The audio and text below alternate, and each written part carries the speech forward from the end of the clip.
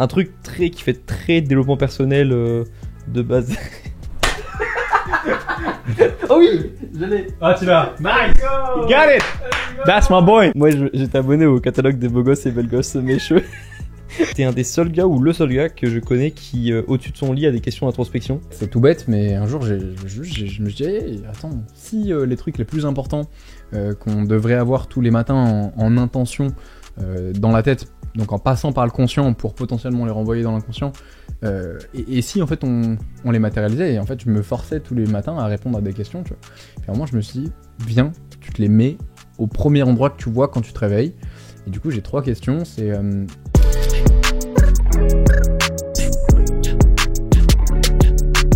Mesdames et messieurs, j'ai le plaisir d'accueillir Monsieur Practice Makes Perfect chez lui-même. Directement chez lui. J'ai le plaisir de l'inviter chez toi. Non, en fait, j'ai reproduit son décor chez moi. Parfait, ceci est un fond vert. Est-ce que tu penses que c'est bien reproduit ? Franchement, c'est pas mal, hein. Je vois qu'il y a pas mal de détails. J'ai mis du temps à retrouver Tu m'étonnes. Le décor, mais... Je vois qu'il y a vraiment pas mal de détails aux vidéos, il y a des armes à feu, il y a des certifications de grimpage de Mont Blanc, d'être accroché sur les ailes d'un avion et tout, franchement pas mal. Bravo, 10 sur 10 niveau reproduction du décor. Non, je me suis juste invité, comme d'habitude, et du coup merci de me recevoir chez toi. Mais plaisir, ça fait très plaisir. Ce que je dis depuis le début, en fait, ça fait 2 heures qu'on est ensemble, mais je lui adresse pas la parole pour qu'on ait plus de trucs à se dire là, maintenant, tout de suite. Du coup là, on peut vraiment papoter. C'est tout bon, on peut enlever le filtre, je me ressens de dire des trucs, sinon je lâche des infos trop croustillantes. C'est ça. Bah, bienvenue à la maison en tout cas, ça fait plaisir. Bah merci à toi mec, ça fait des années que je suis ton contenu. La première fois que je suis tombé sur une de tes vidéos, c'était quand t'étais avec Thibaut InShape à Bangkok. Ok. Et voilà, je me suis dit au début, c'est qui ce gars qui s'entraîne avec Thibaut ? Vous avez fait pas mal on voyait pas mal ensemble à un moment. Ouais, vous entraînez ensemble. Pendant la période Bangkok, ça m'étonne pas, c'est là où on s'est rencontrés, il cherchait un guide pour justement en fait découvrir un peu la ville, le pays. Moi j'étais là-bas pour du mannequinat à l'époque et du coup je t'ai dit en fait coucou, si jamais je vis là donc je peux un peu t'aider. Et du coup c'est là où ça m'a donné un petit peu envie derrière de creuser le côté YouTube et tout. Je me suis dit putain, ça pète sa mère la vie de youtubeur quand même, tu vois. C'est vrai que j'ai vu ça aussi parce que j'ai vu ton évolution sur YouTube.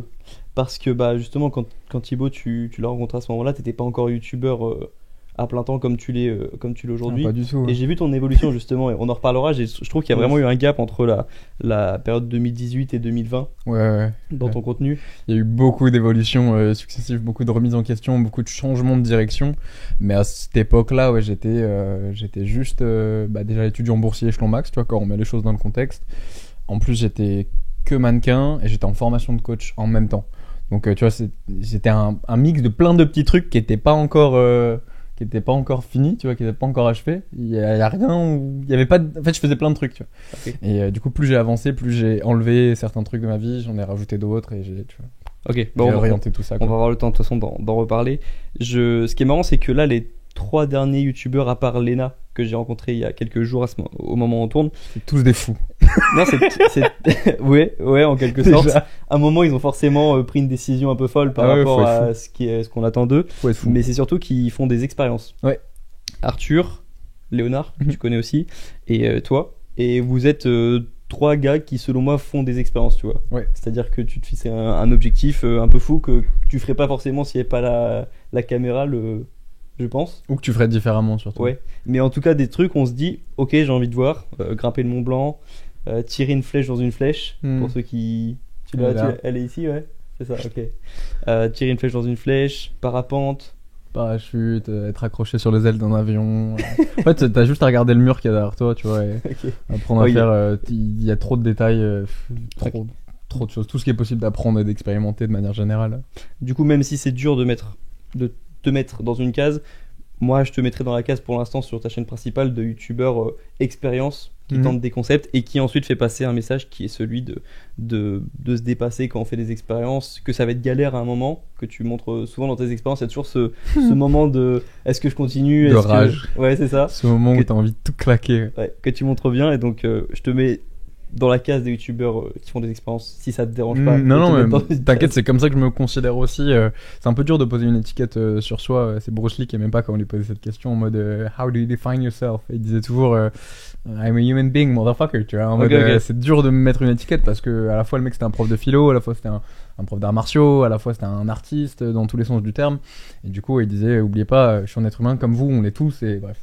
Du coup, ouais, de mon côté, quand je dois m'en mettre une, je dis plus que c'est youtubeur qui apprend et qui expérimente dans plein de domaines. Et la morale, effectivement, c'est ça. C'est, tu peux juste voir un mec qui est accroché sur un avion, qui fait des loopings, mais tu peux aussi creuser le truc et te dire, ok, peut-être que ce mec il a peur, peut-être que c'est un mec comme moi, peut-être que forcément quand tu te retrouves à 1500 mètres là-haut, après t'être fait décrocher d'un avion, donc genre il a coupé le moteur et tu te manges 300 km/h et 4G dans la gueule en une seconde, bah putain, c'est un mec comme moi à la base, bah putain, il a réussi à aller au-delà de ça, stylé, moi aussi, du coup je peux faire ça, tu vois. Et en fait c'est un peu le but de tout ça, c'est un peu le but de toutes ces expériences et tous ces apprentissages, c'est de montrer que quand tu te sors les doigts, on peut littéralement tout faire, même si ça fait très cheesy de waouh, suivez vos rêves et vous pouvez le faire, tu vois.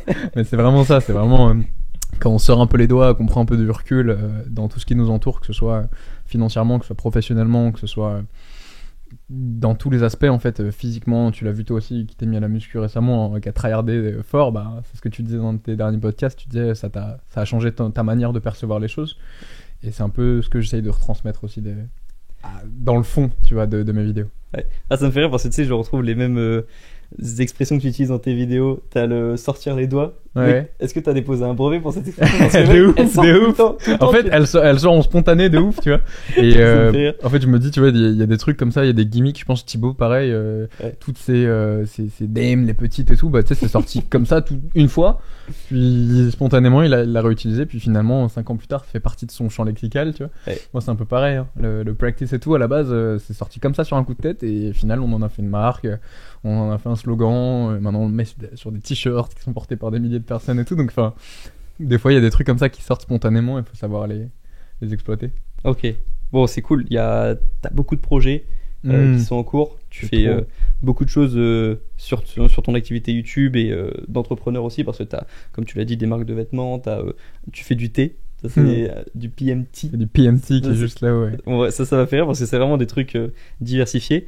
Et je sais pas si j'ai raison de faire ça, mais moi j'aime bien distinguer la vie perso et la vie pro, Mhm. dans le sens où moi parfois j'ai une vie personnelle catastrophique et une vie pro qui fonctionne très bien, Ouais. et parfois l'inverse. Ouais. Et j'ai envie de te Mhm. demander professionnellement comment est-ce que ça va en ce moment. Et ben écoute, professionnellement, là c'est marrant parce que justement je me faisais un peu cette question, je me l'auto-questionnais il y a quelques temps, et je me disais là professionnellement je suis à un stade où ça a jamais été comme ça a jamais été aussi bien, ça a jamais autant tourné, on m'a jamais autant contacté, que ce soit pour des projets de fou, jamais été autant connu et reconnu dans ce que je fais. Genre à l'époque quand on me croisait dans la rue c'était ah c'est le mec que j'ai aperçu à la télé une fois parce que j'ai fait deux émissions de télé. Et ça me faisait chier en fait parce que j'étais là en mode j'ai un peu bien plus à vous offrir que juste coucou c'est le mec qui a fait un peu de bordel à la télé, tu vois. C'est pour ça que notamment on a écrit un livre aussi qui est juste au-dessus de ta tête, on a, enfin je sais pas, j'ai vendu des centaines de programmes de sport à des centaines de personnes, j'ai fait du coaching, j'ai fait plein de trucs qui ont apporté vraiment plus de valeur, tu vois. Et ça me faisait chier d'être juste ce mec qu'on pointait du doigt parce qu'il avait fait un peu de télé. Donc professionnellement là franchement ça va super bien, j'ai beaucoup de reconnaissance et de gratitude d'en être arrivé là parce que bon c'est un petit, après tout est subjectif, tu vois, pour quelqu'un qui commence sur YouTube et qui a 3 abonnés, bah avoir là, on va bientôt faire 700 000, c'est énorme, mais pour moi qui me compare forcément toujours aux pros et aux mecs qu'on connaît bien, bah voilà, tu te dis toujours ah t'es tout petit, mais super content, tu vois, d'être arrivé à un stade où maintenant j'ai une équipe avec moi, juste financièrement je peux me permettre d'avoir des gens, je peux me permettre de les payer, et c'est trop stylé, tu vois, de se dire que, enfin je sais pas, il y a quelques années, si juste j'avais pris du recul, je m'étais dit ok, peut-être qu'un jour dans ma vie, tu vois, je touche une plante, je touche du bois pour me dire que un jour je pourrais arriver à ce stade où je pourrais vivre de ma passion 100% et kiffer, surtout tout le jour, kiffer, faire des trucs de fou, apprendre des trucs de fou et tout, bah, j'aurais signé tout de suite, tu vois.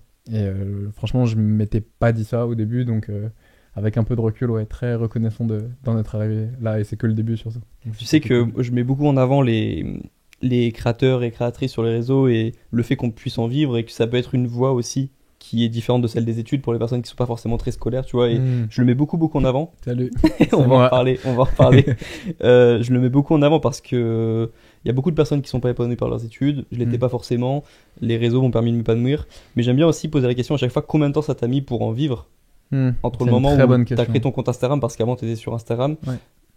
combien de temps ça a pris entre le moment où tu as fait la première publication Instagram en tant que professionnel et le moment où tu as commencé à vivre de ton activité et de générer un salaire? Je vais même reframe ta question parce que à la base, je pense que n'importe qui, quand il fait sa première vidéo YouTube ou son premier post Insta, c'est pas en mode pro, c'est en mode perso, tu vois. Ok. Donc à la base, j'avais un Insta comme tout le monde, tu vois, en mode t'es là, tu tchatches un peu des meufs, t'as 15 ans, tu sais, tout va bien, juste t'as un Insta, tu retrouves tes photos dessus, tu vois. Et du coup, genre, enfin je sais pas, pendant 2 ans, il s'est rien passé sur mon Insta. Après, j'ai commencé à faire du mannequinat, genre j'avais 15-16 ans. Du coup, j'avais plein de photos à poster et je savais pas quoi en faire. Bah, du coup, je l'ai balancé sur Insta en mode bon, bah, ça me fait un book. Et comme ça, quand j'envoyais mon Insta aux agences, bah, en fait, c'était là où je centralisais toutes mes photos, tu vois. Mais du coup, c'était bien et pas bien parce que j'avais plein de contenu, plein de photos et tout. Et pas bien parce que c'était que du contenu ultra mannequinat, ultra modeling pur. Je souriais jamais, t'as pas le droit de sourire quasiment dans le mannequinat, surtout old school à l'époque. Et c'était une image très superficielle et caricaturée de moi, tu vois. C'était une petite partie de qui j'étais, mais c'est tout. Et en fait, malheureusement, vu que je communiquais que sur ça, bah ça me donnait un air très superficiel, très arrogant, très imbu de sa personne, narcissique, tout ce que tu veux. Oui, parce que ayant fait 10 ans de mannequinat, je peux confirmer. Mais on précise pour ceux qui nous écoutent, parce que non, on mais a c'est 2 mannequins professionnels. quand tu dis en France, quand tu dis que t'es mannequin, tout de suite les gens ils te mettent dans une case de ok, c'est un mec qui, je sais pas, qui passe sa vie, qui a des posters de lui imprimés dans sa chambre et qui se fait des bisous sur le front tous les matins, tu vois. Il y en a pas. Il y en a, mais dans ma chambre. Là, on est dans le studio. Non, donc, tu vois, c'est plus ce côté, ouais, voilà, il y a un côté très jugeant et très critiquant en France sur tous les métiers de l'image de manière générale, mais encore plus quand c'est centré sur toi et encore plus à l'époque, tu vois, parce que on n'est pas vieux, mais moi c'était il y a 8 ans quand même, j'avais 16 ans, j'étais au lycée, et il y a des fois où je débarquais au lycée, je me rappelle une fois, il y avait un poster de moi imprimé en mode mime, tu vois, des gars qui se foutaient de ma gueule, qui avaient imprimé une de mes dernières photos, qu'il avait posé sur la porte d'un de mes cours. Et j'étais là en mode, ok. Donc mime, c'est OnlyFans en gros. C'est ouais, plus, non, plus même MEME. Ah ouais? Non, je parlais pas de mime MYM. Non. En mode, en mode meme. en gros, Ouais, ils se foutaient de ma gueule, littéralement. Parce qu'à l'époque, il y avait pas ça, il y avait pas Insta et tout, ça n'existait pas, tu pouvais pas gagner ta vie avec ça. C'est ça qui est cruel quand tu fais un truc créatif au lycée. J'en ai parlé avec Léonard sur le podcast. Ouais. En fait, je lui ai demandé, moi je lui ai posé la question parce qu'il était connu lui au lycée avec YouTube. Je lui ai dit, mec, je suis trop content, moi. Ah, c'est comment d'être connu au lycée? Il a fait, mec, c'est vrai. on se moquait de moi. Bah ouais, c'est sûr. J'étais là, oh putain. C'est Et sûr. en fait, ouais, c'est terrible de ce truc au lycée où quand tu veux faire un truc un peu créatif ou que tu commences à avoir une petite réputation, souvent ça se retourne contre toi en fait. Moi à l'époque, il y avait 0 réseaux sociaux. Donc, genre, l'Insta, vraiment, c'était juste pour DM et surtout pour retoucher tes photos. Genre, c'était quand même, il y a 8 ans, du coup, on était en 2014, tu vois. Et à la limite, je crois que même là où il y avait le plus d'interactions à l'époque, c'était Facebook. Donc, il y avait vraiment pas cette mentalité, ok, les influenceurs, ça existait même pas comme terme, il y avait vraiment pas d'idée de, putain, peut-être que le mec, il est en train de développer un truc. Non, c'était le mec, il s'aime trop, regardez, il met plein de photos de lui, tu vois.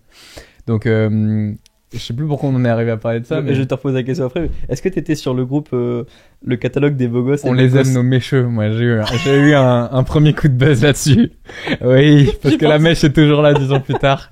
Premier, Parce que t'es de ma génération, t'es de 98, c'est pour ça que je 98, pose la question. Moi, j'étais abonné au catalogue des beaux gosses et belles gosses mécheux.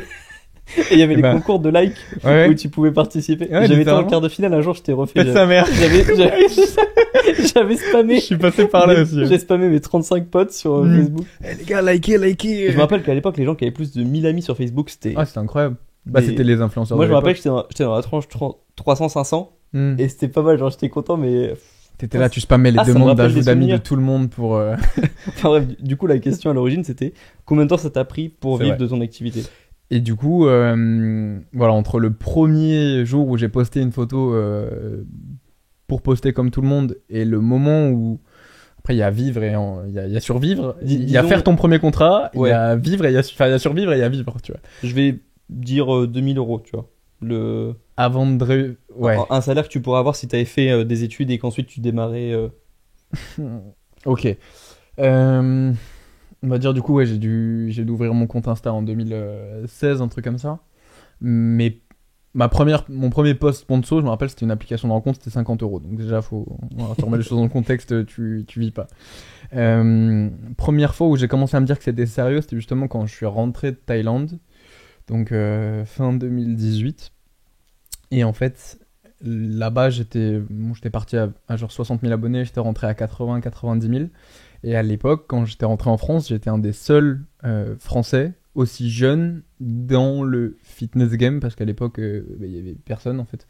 Et j'étais surtout le seul mec de 18 ans qui avait du coup potentiellement un avenir, tu vois, parce qu'à 18 ans, t'es salamèche, t'as pas encore évolué. Et du coup, à ce moment-là, j'ai été contacté par toutes les marques de nutrition sportive du game, genre toutes. J'avais vraiment tout le monde dans les mails, et là, j'avais des offres concrètes avec des salaires concrets. C'était pas des 2000 euros, mais c'était plus des approches de sponsoring à 1000, 1002, 1003, 1004, 1005, tu vois.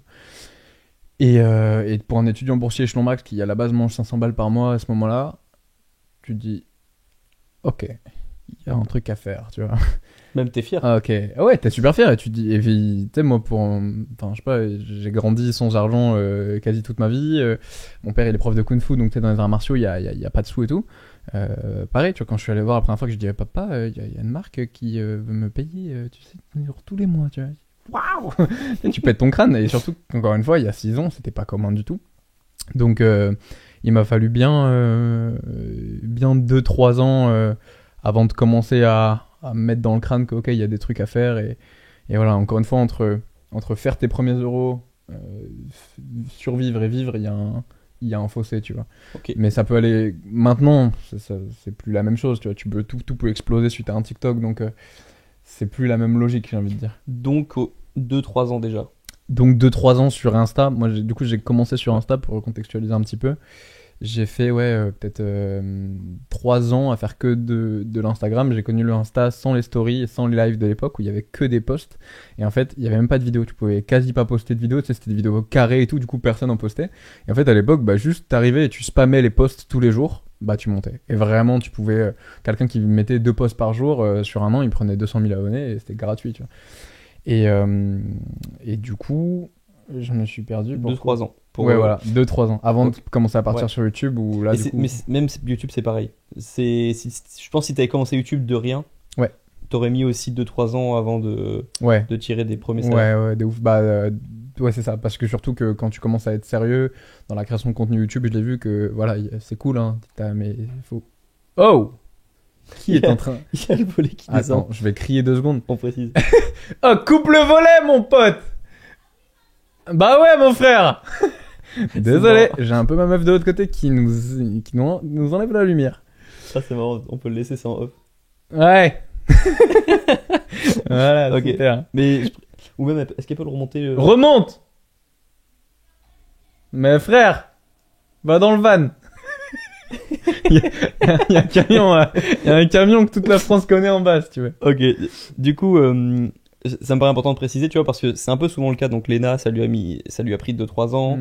Léonard, j'imagine, on n'en a pas parlé exactement précisément de combien de temps ça lui a pris, mais au début, il le faisait pour le fun, puis après, ça devenait un métier. Pareil, moi, ça a pris 2 ans, 1 an et demi. Donc voilà, c'est pour préciser parce que ça fait vraiment rêver, tu vois, les réseaux sociaux, ça me faisait rêver, ça te faisait... Toi, t'étais au début, donc c'était pas encore assez... aussi développé que maintenant ça faisait pas autant rêver que ça peut faire rêver les lycéens ou les gens qui sont les étudiants par exemple d'aujourd'hui. Mais ça me paraît important de préciser parce que voilà, si quelqu'un débute sur les réseaux et qui veut en vivre, je dirais qu'il faut partir dans l'optique que ça va prendre 1 an, 1 an et demi, 2 ans de posts réguliers, que ce soit sur Instagram, TikTok, YouTube. Ouais. Et ensuite, tu auras si t'as tenu assez longtemps que t'avais la passion pour.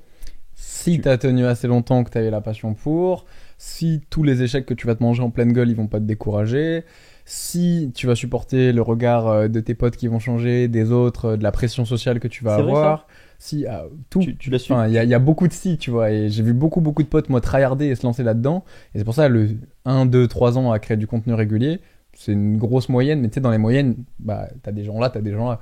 J'ai un pote, ça fait 5 ans, il tryhard toutes les semaines, il sort des vidéos super stylées toutes les semaines, et ça commence à marcher maintenant, tu vois. Il y a une grosse notion de practice makes perfect, tu vois, même dans la vie de manière générale. C'est pour ça que j'en ai fait une marque et que ça me parle vraiment, tu vois, c'est que les réseaux, c'est vraiment une notion de practice. Tu vois. Mais moi, ça me faisait peur, ça, ce truc d'amitié qui se déchire à cause des réseaux. Et au début, quand j'étais sur YouTube et que ça commençait à marcher, je regardais mes potes, en soirée, je faisais... Ah, c'est bon? Non, mais en fait, parce que moi, ça me faisait peur. Mais moi, il y a eu aucun problème dans mes relations amicales, en fait. Donc, ça me faisait peur. Et après, j'étais là, bah non, en fait, c'est bon. Donc, je suis un peu plus optimiste par rapport à ça. Mais c'est vrai que ça existe. C'est plus moi, perso, mon cercle très proche, aucun problème. Mais en fait, plus tu vas un peu plus loin la proximité du cercle, plus tu captes que le regard des gens, il change quand même vraiment. Et genre, là où je l'ai vu le plus flagrant, c'est tout bête, hein, mais c'est avec les meufs. Genre, comme tout le monde, tu passais par des phases où bah, t'es là, tu vas draguer des meufs et tout, et genre, tu te manges stop sur stop, et puis un jour, du beau jour au lendemain, tu sais, je fais une relation, je sais pas, je suis 2 ans en couple, donc on oublie ça, mais pendant ce temps-là, moi, je grow up. Et puis après, je redeviens célib, donc je redécouvre le marché du célibat 2 ans plus tard, avec un peu d'abonnés sur Instagram, un compte certif, forcément qui dit que tu travailles sur les réseaux, dit que maintenant tu travailles, donc tu gagnes un peu de sous, donc aussi il y a cette notion de le mec il est connu, du coup le mec il a la thune, du coup, fou. Bah là, bizarrement, les portes que je m'étais mangé, puis après il y a eu un glow-up muscu aussi, tu vois, j'ai pris mes 10, 15, 20 kilos aussi. Et ok, il y a plein de trucs qui ont joué, et je saurais pas te dire par rapport à bah, c'est ça qui a fait que j'ai été perçu différemment. Mais là, vraiment, c'était flagrant de me dire, ok, bah, c'est marrant parce que tous les stops que je me suis pris il y a quelques années, bah là, les mêmes meufs qui m'ont mis des stops, bah, elles me mettent plus de stops. Et en fait, moi, je me vois pas, tu vois, je me suis pas vu changer, évoluer et tout, enfin, petit à petit, tu vois. Et en fait, j'ai vraiment remarqué que dans le regard des gens, de manière générale, il y a quelque chose qui change quand toi, tu glow up. Donc, Ok. bon, les meufs, c'est un exemple concret, mais même, tu vois, comme dit, dans le cercle de potes proches, aucun problème. Mais dès que tu t'éloignes un petit peu, tu vois, dans les connaissances de potes, des gens qui sont pas trop intéressés à toi, qui soudainement, waouh et tout, écoute, j'adore ce que tu fais et tout. Et tu sais, tu creuses un peu, tu poses 3 questions et tu captes qu'en fait, le mec, il sait pas le fond de tes projets, il voit juste la forme, tu vois, il voit juste. J'arrive à dire, ah, ton livre, il est trop bien. Je dis, ah ouais, pète sa mère, tu l'as lu et tout, t'en as pensé quoi? La couleur est belle de la couverture, tu vois. Et voilà, c'est un peu une forme de, je sais pas si c'est de l'hypocrisie ou je sais pas si c'est. Non, je pense Je juste sais pas. que ça m'est arrivé aussi. Il y a des personnes, je sais qu'elles ont fait un truc de particulier, mais comme je suis pas allé profondément dans ce qu'elles font, je sais pas. Il y a des gens, je sais qu'ils ont réussi dans tel domaine, mais je sais pas quel concert ils ont fait. Et j'ai parlé à une fille qui avait fait de la musique la dernière fois, qui est issue de ma ville, qui s'appelle Jade. Et en gros, bah, je sais que Booba l'avait retweeté sur un tweet où elle chantait chez elle a cappella et c'était magnifique, donc elle avait pris un gros glow up à ce moment-là. Mais tu vois, je sais pas exactement ce qu'elle fait, je sais juste qu'elle a bien marché et qu'elle est de ma ville. Donc je comprends aussi que les gens ils s'intéressent pas Je comprends aussi, hein. pleinement. Mais en soi, j'ai pas trouvé. Bah après, c'est vrai que t'as plus d'influence que moi, donc t'as vécu. On va dire que les choses que t'as vécues se sont multipliées. Enfin, t'as plus d'exemples que moi là-dedans.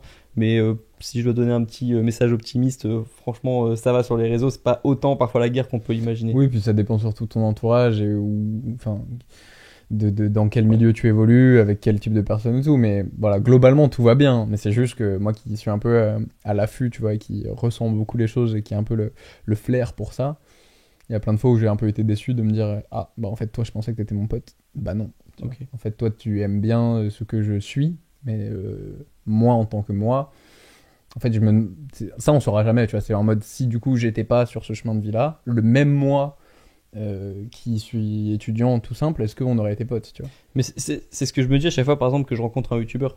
Je me dis, on se serait pas rencontré si j'avais pas 100 000 abonnés. Je serais pas ici, tu vois. Si j'avais, même si on peut se dire, je sais pas, ils sont sympas, ils parlent un peu des mêmes choses, t'aurais même pas su que je parlais de quelque Bien chose si sûr. j'avais mis là. Et parfois, je me dis ça pour les youtubeurs que je rencontre. Mais après, je me dis, bah en vrai, c'est tant mieux. Enfin, on se serait pas rencontré s'il y avait pas YouTube. Mais en même temps, c'est notre passion commune, Bien sûr. donc En fait, c'est une notion d'intérêt commun, ouais, c'est mais ça. que c'est un truc très français, ça aussi, quand tu rencontres des gens et quand tu t'échanges.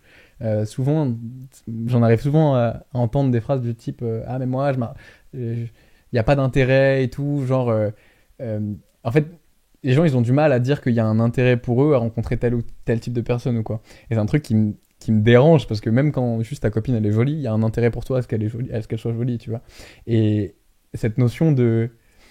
Enfin, ce qui m'intéresse, moi, derrière, c'est l'intention derrière l'intérêt, tu vois. Parce que c'est toujours, dans la vie, tous les échanges et toutes les relations qu'on a, c'est basé sur une forme d'intérêt. Si ton pote, il est débile et qu'il t'apporte rien dans ta vie, tu veux pas d'un mec comme ça dans ton entourage.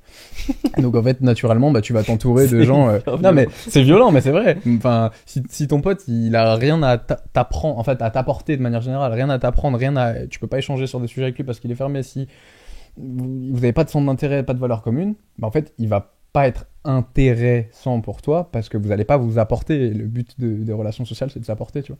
Donc c'est dans ce sens-là. Et la plupart des gens, bah, ce qui fait qu'ils connectent à un moment, c'est qu'il y a un intérêt pour les deux à un moment donné, mais qui est... Enfin, faut juste être OK avec ça, tu vois. Il n'y a rien de mal derrière des... Après, encore une fois, moi je distingue intérêt pro et perso. Par exemple, mes potes, ils connaissent très peu le YouTube, enfin, ils connaissent pas YouTube de l'intérieur. Donc en soi, on parlera pas de YouTube, d'algorithmes, etc. Ou tu peux, mais tu vas les faire chier. Ouais, Tu vas aussi, leur faire aussi. chier. Mais on va parler il m'apporte quelque chose quand même, mais c'est pas directement lié à mon activité. Mais tu parlais que c'était français de pas avouer qu'on a un intérêt dans la discussion. Ça, je trouve, c'est un peu la discrétion française. Ouais, Mais il y a pire. qui me dérange, Il y a moi, du pire, coup. il y a pire, il y a l'hypocrisie américaine. Il y a l'hypocrisie américaine, mais il y a... Ouais, Parce je que vois ce que tu veux dire. Ils vont faire non, ça c'est pas. Mais je trouve qu'à chaque fois souvent j'ai remarqué, parce que c'est vrai que j'entends beaucoup, par exemple, même mes parents parfois me dire ah bah ça c'est très français de dire ça ou de faire ça. Souvent c'est de se mettre en retrait, c'est pas oser dire les choses. Ouais, voilà, c'est Mais ça. je trouve ça moins pire que d'être hypocrite. En fait, c'est deux grands extrêmes. En Amérique, t'es là, tu te balades dans la rue, t'as des gens, ils te disent Hey man, you look awesome, Ouais. bro, I'm your man, if you need me, call me, I'll be there, bro. Et en fait, c'est du surjoué américain, parce que c'est très... Enfin, pour avoir pas vécu, mais été beaucoup au States et surtout à LA, c'est beaucoup plus simple de connecter avec quelqu'un, mais sur la superficie, donc sur ce qu'il a envie de te faire passer. Alors qu'en France, c'est vraiment le spectre totalement inverse. Quelqu'un, justement, il va, tu vois, dans le métro, tout le monde est un peu refermé sur lui-même et tout. Presque si tu parles à un inconnu dans le métro, on dirait, oh, qu'est-ce qu'il a, il me parle, il est bizarre, tu vois. Et en fait, c'est cet aspect inverse où en France, ça met plus de temps à créer des vraies relations parce qu'il y a plus, comme tu l'as dit, c'est un peu plus fermé. Mais une fois que ça s'ouvre, bah, ça peut s'ouvrir un peu plus profondément, j'ai l'impression. Bah à la limite je préfère. Tu vois, Ouais, à je comprends. terme je préfère, et ouais, c'est pour ça que. Mais même j'évite de dire ça c'est très français, parce que c'est toujours négatif quand on dit ça c'est très français, tu vois. Et en plus, c'est vrai, ouais, et en plus, je vois ce que en tu veux plus- dire. Mais en plus, parfois, ça n'a même pas de vérité. Parce que, par exemple, quand on parle parfois, les Français, on dit, ouais, c'est très français de critiquer la réussite. Mais ça me fume parce que, on dit parfois à l'inverse, aux États-Unis, ils sont à fond pour la réussite. Mhm. Mais, et il y a des gens qui pensent qu'aux États-Unis, ils se critiquent pas, par exemple. Alors Ils se critiquent, mais c'est pas pareil. Ouais, mais quand je vois, par exemple, les youtubeurs, les drames entre youtubeurs aux États-Unis, ou même juste les commentaires dans les vidéos YouTube des Américains, ils se défoncent parfois. C'est pire, c'est sur le physique parfois que ça attaque. En France, on a quand même ce petit retrait on va pas trop attaquer sur le physique, je trouve. Parfois, Bon, c'est après, plutôt là, l'état d'esprit. Là, on parle de super généralité, tu vois. Ouais, ouais. Mais je te rejoins. De toute façon, on fait pas de la science, on fait de la broscience. Oui. Là, c'est Oui, là, non, mais là, c'est des avis, c'est des points de vue, là, y a rien de... de comptoir. De ouf. Non, mais c'est des grosses généralités. Mais je te rejoins sur le fait qu'on a souvent tendance à dire, et moi le premier, enfin, entre guillemets, Oui. l'herbe est plus verte ailleurs. Mais là, j'ai même plus l'exemple de pourquoi je te disais ça concrètement.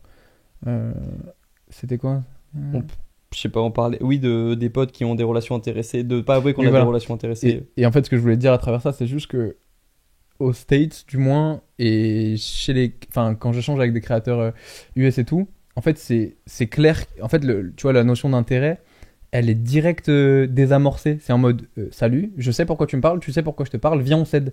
Alors qu'en France, c'est déjà un peu plus dur de passer cette barrière-là parce qu'il y a toujours cette méfiance de tiens, qu'est-ce qu'il me veut.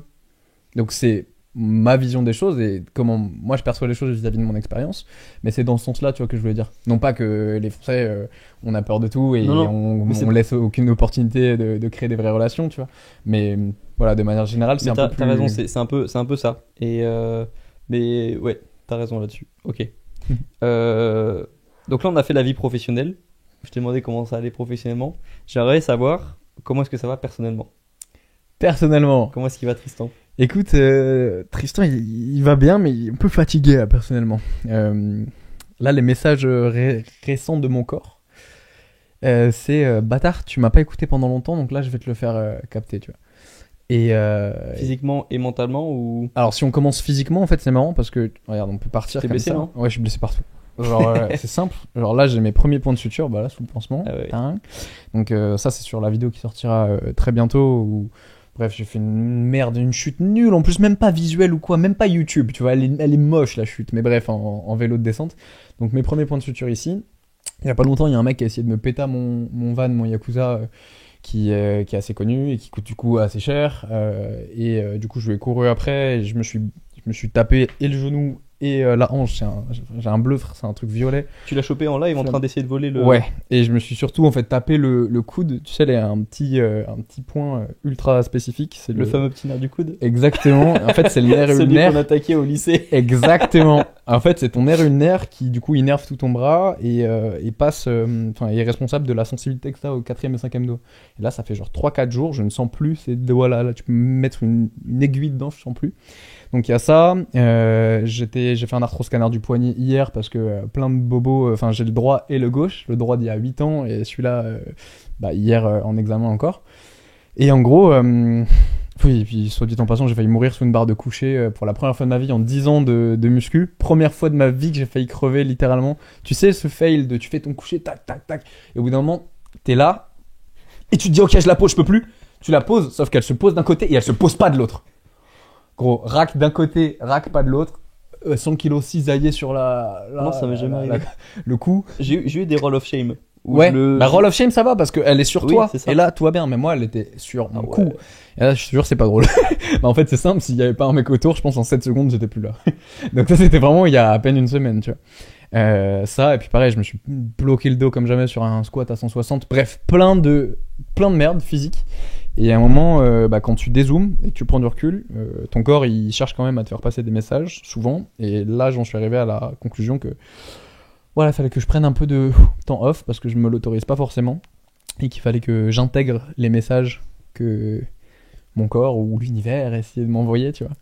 Et du coup, voilà, physiquement, j'ai vu bien mieux. Après, c'est une résultante du surmenage qu'il y a à travers tous ces tournages de Fou Furieux. Parce que pour ceux qui connaissent pas la chaîne, si vous baladez un petit peu dessus, vous allez vite tomber sur plein de défis qui sont tous plus fous, débiles, stupides, physiques les uns que les autres. Et en fait, ça prend beaucoup d'énergie mentale, beaucoup d'énergie physique. Et des fois, quand on dort peu, qu'on enchaîne sur 2, 3, 4 tournages qui sont ultra physiques, et qu'on se fait des bobos et tout, et qu'on prend pas le temps de les récupérer, tout ça, et qu'on renchaîne, et puis en plus, moi derrière, je fais ma muscu, mon power de manière régulière et tout, bah c'est du stress en fait. En muscu, on l'explique souvent, le stress physique, le stress mécanique, le stress physiologique, c'est ça qui fait grossir nos petits bibis. Et le problème du stress, c'est qu'il faut aussi savoir récupérer du stress que tu imposes à ton corps. Et ta santé mentale ? Et la santé mentale, il y a pas longtemps, il y a eu plein de petits ups and downs un peu perso. Je vais pas rentrer trop en détail là-dedans, mais il y a eu un peu de tout. Tu vois, il y a eu un peu de sentimental, il y a eu un peu de familial, il y a eu un peu de pression liée au pro qu'on néglige souvent, je trouve, mais que chaque créateur connaît. Et il y en a juste qui l'assument et qui l'acceptent plus que d'autres. Il y a pas longtemps, j'écoutais un podcast de Jill C chez Zach Nani qui parlait de son burn-out. Et c'est un petit peu la même chose, ouais. Donc j'en suis arrivé à un stade où tu vois, c'est trop cool et je suis trop reconnaissant d'être arrivé à ce stade où je peux vivre de ma passion et kiffer et faire des expériences toujours plus folles les unes que les autres. Mais il y a aussi beaucoup de responsabilités derrière. Et il y a aussi, tu vois, la phrase bien cliché d'un grand pouvoir implique de grandes responsabilités, c'est vraiment ça. C'est plus tu grandis, plus tu as des gens avec toi. Maintenant, tu vois, mentalement, je me dis que j'ai des bouches à nourrir, l'air de rien, dans mon équipe. Je me dis que là, si je m'arrête, je suis plus le seul en fait. C'est plus comme à l'époque où, vas-y, au pire, je prends un mois off, je prends un mois off. Là, si je prends un mois off, attends, j'ai tous les gars derrière. Ah putain, il faut quand même que je les paye. Et du coup, attends, il faut que. Et en fait, il y a tout qui change. Donc, plus ça va, plus j'ai du monde avec moi, plus je peux me déléguer sur certains points qui me prenaient de la charge mentale avant. Mais plus j'ai aussi la responsabilité, 1, de devoir gérer tous ces gars, 2, de devoir être... c'est un peu dur aussi ce stade d'être à la fois patron, à la fois pote, à la fois youtubeur, surtout que mon assistant c'est mon meilleur pote, tu vois. Ça fait quasiment 15 ans qu'on se connaît. Donc tu vois, il y a ce truc aussi, ce que Jill C disait dans son podcast, je me retrouve énormément avec ça, c'est t'as pas envie d'être un fils d'up avec tes potes quand tu bosses avec eux, et à la fois faut pas casser votre relation amicale, mais à la fois faut aussi imposer des trucs parce que bâtard, je te paye pas à rien foutre, tu vois. Et du coup il y a tout ce spectre qui est un peu spécial à capter, je l'ai beaucoup entendu avant mais je l'ai jamais trop intériorisé, tu vois. Et maintenant que voilà, j'en arrive petit à petit à ce stade-là, je comprends de plus en plus des trucs qu'on m'a dit il y a longtemps et qui maintenant me parlent différemment, tu vois. C'est souvent ça quand tu commences à tomber dans le développement personnel, de vouloir t'améliorer. En fait, tu tombes sur plein de conseils Ouais. et Au début, tu les captes pas. ouais, tu fais ah ouais, Ouais. bah quand ça tombera dessus, j'y penserai. Et puis tu y penses pas. Et puis tu comprends vraiment un jour. C'est C'est un peu le penchant négatif de vouloir prendre plein de conseils. Parce que même parfois, tu sais, j'aime bien dire en vidéo, tu peux mettre T'inquiète. le câble, tu peux le mettre. T'inquiète. Ah ouais. Oh waouh. Je suis un peu technicien aussi en même temps que youtubeur. Et du coup, parfois j'aime bien dire, tu sais, en vidéo, les vidéos conseils que tu as pu faire aussi parfois, où tu donnes des leçons de vie aussi que tu as vécues par rapport à ton expérience. Parce que ça fait du bien de partager son expérience et de dire, bah, j'espère que je vais vous éviter une erreur en faisant ça. Sauf qu'en fait, souvent, tu peux pas empêcher les gens de faire des erreurs à un moment. Et souvent, bah, après, ils vont l'apprendre eux-mêmes avec leur expérience, tu vois. L'expérimentation, c'est un peu pour ça que je fais tout ce que je fais, c'est que je trouve qu'il n'y a rien de mieux comme chemin d'apprentissage que l'expérimentation, tu vois. Donc ouais, je te rejoins à 1000% là-dessus, mais voilà, ça fait partie du process, et je me dis aussi que c'est comme en amour, tu vois, plus tu vas aimer, plus il y a moyen que tu prennes cher. Bah là, c'est pareil, c'est plus tu vas monter, plus tu vas réussir haut, plus tu vas subir des problèmes et des responsabilités qui vont être de la même grandeur, mais version négative, tu vois. Donc tous les moments de bonheur extrême que tu as eu, bah, tu vas te manger les mêmes, mais version de l'autre côté du spectre, tu vois. C'est exactement une réflexion que je me suis faite il y a quelques mois, ouais, lorsque j'ai eu. Et maintenant, ça me fait bizarre. Lorsque j'expérimente un truc qui est très bien, j'ai limite peur parce que je sais qu'après. Ouais, tu te dis, attends, elle est où la rétribution? Elle arrive où, tu vois? C'est pour ça que j'ai parlé d'un concept qui est la détox de dopamine il y a quelques semaines, et j'ai même une vidéo YouTube qui est prévue sur le sujet, qui te montre en fait l'intérêt d'avoir une vie beaucoup plus stable émotionnellement, et d'avoir des phases de haut et des phases de bas forcément, mais d'essayer de réguler ça pour pas avoir trop de phases trop haut et trop bas. Ouais. Et là, je pense qu'on en arrive à un stade où on essaye d'intellectualiser la vie, ce qui est impossible, parce que du coup, naturellement, la vie, c'est pas juste et c'est pas prévisible, et il y a des moments où juste tu vas être au plus heureux de ta vie alors que tu le savais pas. Il y a des moments où tu vas être au plus triste de ta vie alors que c'était pas prévu non plus. Et je pense, moi, ma réflexion vis-à-vis de ça maintenant, c'est de me dire let it flow, tu vois. Genre, il y a un flow dans la vie, je me laisse porter et ça m'amène là où ça doit m'amener. Et j'écoute juste cette petite voix que j'ai eu tendance à un peu trop mettre de côté, tu vois. Tu sais qu'il y a un truc qui m'intéresse beaucoup, qui est en train de se passer dans ce podcast, que moi j'ai vécu quand je t'ai découvert sur YouTube. C'est qu'au début, justement, quand on parle de sujets comme tu disais, à 15 ans, on tchatche des meufs, après t'as parlé un petit peu du mannequinat. Je suis sûr qu'il y a plein de gens qui se disent à première vue, il est un peu superficiel. Tu vois, et en fait, la première fois, je me rappelle que je suis tombé sur une vidéo, je me suis dit, ah ouais, bon bah c'est vrai qu'il parle beaucoup. Vas-y, punchline, vas-y. Non. Vas-y, mets les crochets au foie là, bam. non, pas du tout, mec. C'est au début, et c'est ça qui est encore plus fort, c'est qu'au début, quand tu penses que quelqu'un est superficiel et qu'ensuite tu découvres qu'il a beaucoup de profondeur en lui, c'est incroyable, tu vois. Et c'est pour ça que parfois les youtubeurs que j'ai beaucoup aimé, comme des gars comme Gary Vaynerchuk, tu vois, Gary V, je l'aimais pas du tout au début. Et pourquoi il se prend pour qui, ou il parle bizarrement, tu vois, j'aime pas trop la façon dont il parle. Et maintenant, c'est un des gars que j'ai le plus aimé sur YouTube, tu vois. Et toi, c'était pas. C'était ça, c'était tout de suite, même l'étiquette du gars de télé-réalité. Et puis tu te dis, ouais, c'est vrai qu'il parle franglais, il a son lexique et tout. D'ailleurs, quand j'ai dit tout à l'heure que j'allais voir un gars, j'ai dit devinez le youtubeur du jour, et j'ai dit franglais. Il parle franglais, tout le monde a deviné que c'est toi. Moins, ouais. Et après, dans une vidéo, je me rappelle que tu avais faite où tu parlais, je crois, de ton setup, et tu parlais de tous les objets qu'il y a ici.